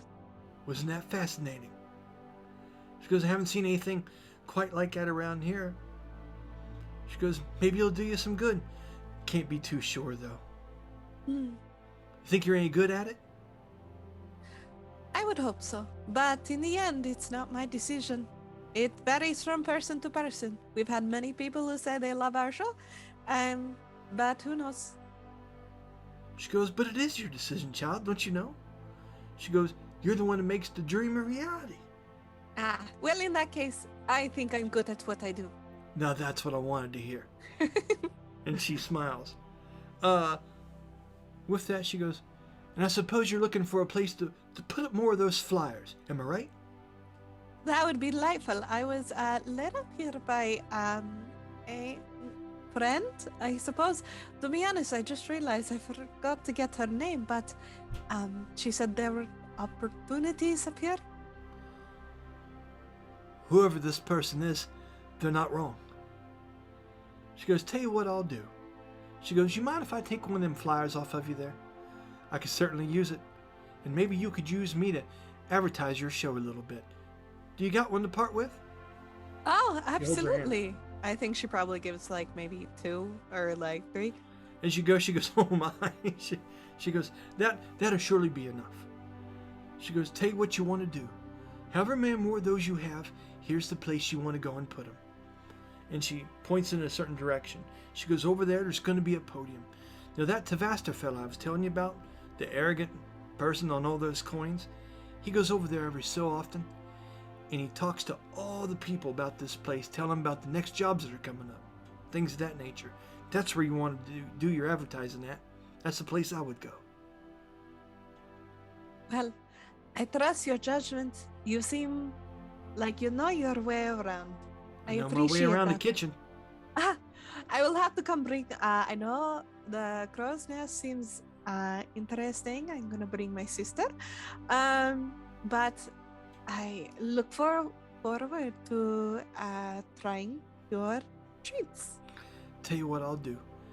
If I can get rid of these flyers, by the time you make it in there and you bring me some customers, I will give you a taste of something very special that I have there. Kidarin rum. I should definitely bring my father then. She goes, maybe not all of them. It's pretty special. Just between you and I. She goes, I gotta look out for our kind up here, right? Can't be too careful. Okay. She smiles. She goes, you take care of yourself, child. She goes, and be careful. Don't need to make too many friends if you don't even know the names of them. Okay? Mm. She smiles. Thank you. And she turns and walks off. By the way, this woman would resemble Whoopi Goldberg. Just in case you were curious. That's who she is. Her name's Leah. Okay? Jeremy, immediate recognition. Yeah. And Jeremy, now he probably knows exactly who she is. And she sounds like she owns some kind of place around here that gives out some rare and exquisite cuisine. Okay? She points you in direction of this podium.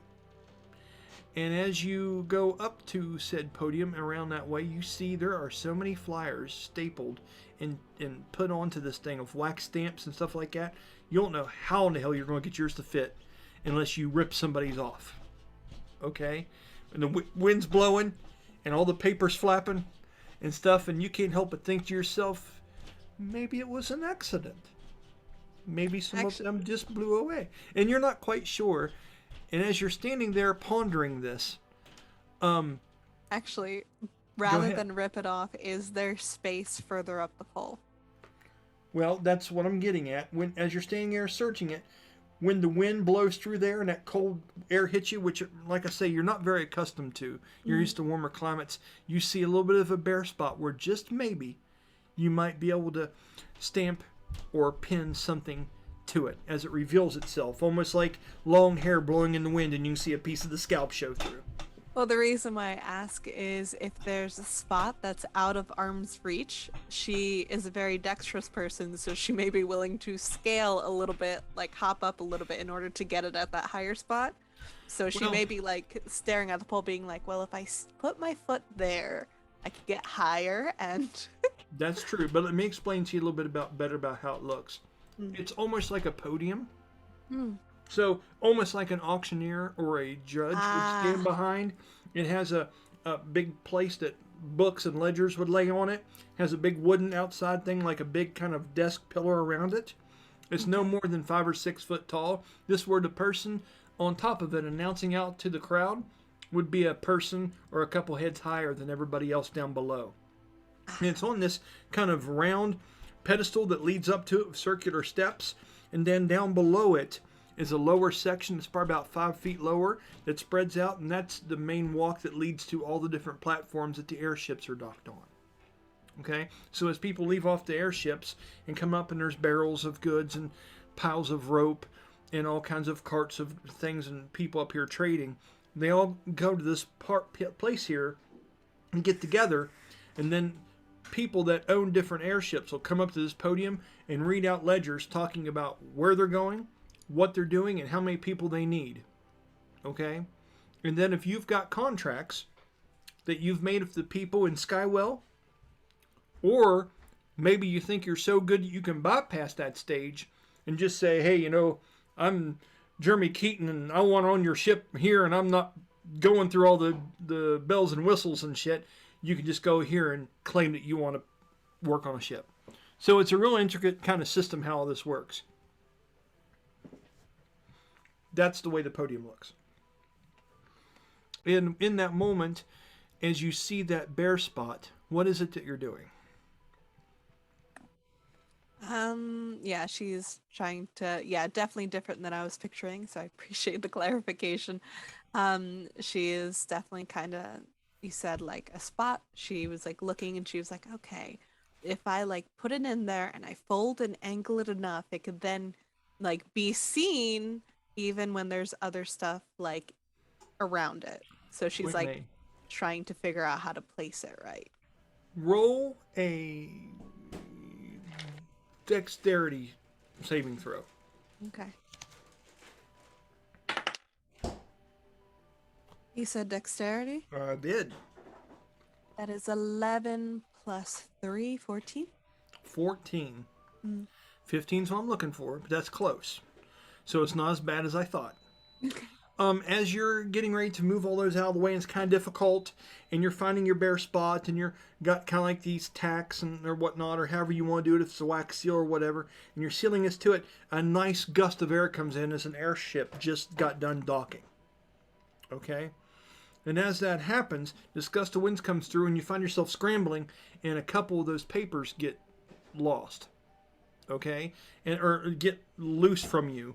One of them slips by and you're able to grab it real quick, but the other one goes to drift off.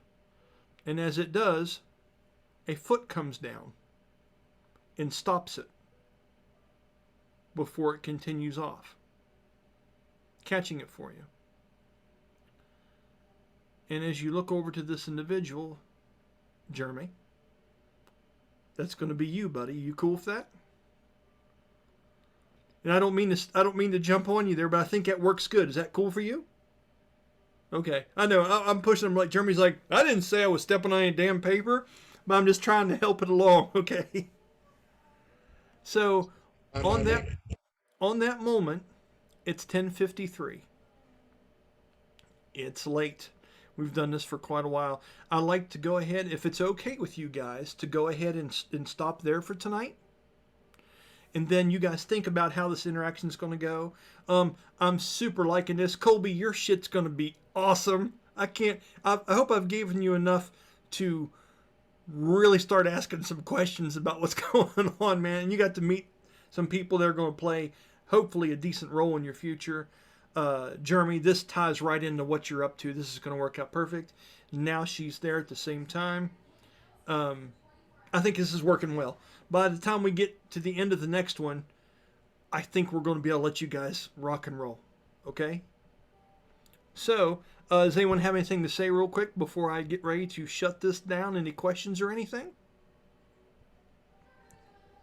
The answer's no? Okay. All right, let me go ahead and get these lined up as I am multitasking here.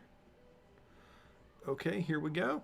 Once again, I'm Brian Kynes. Thanks for checking this out with us. This is for Plan B, and I'm looking forward to seeing how this goes moving on down the road. If any luck, we'll see you next Sunday. Take care of yourselves, everybody.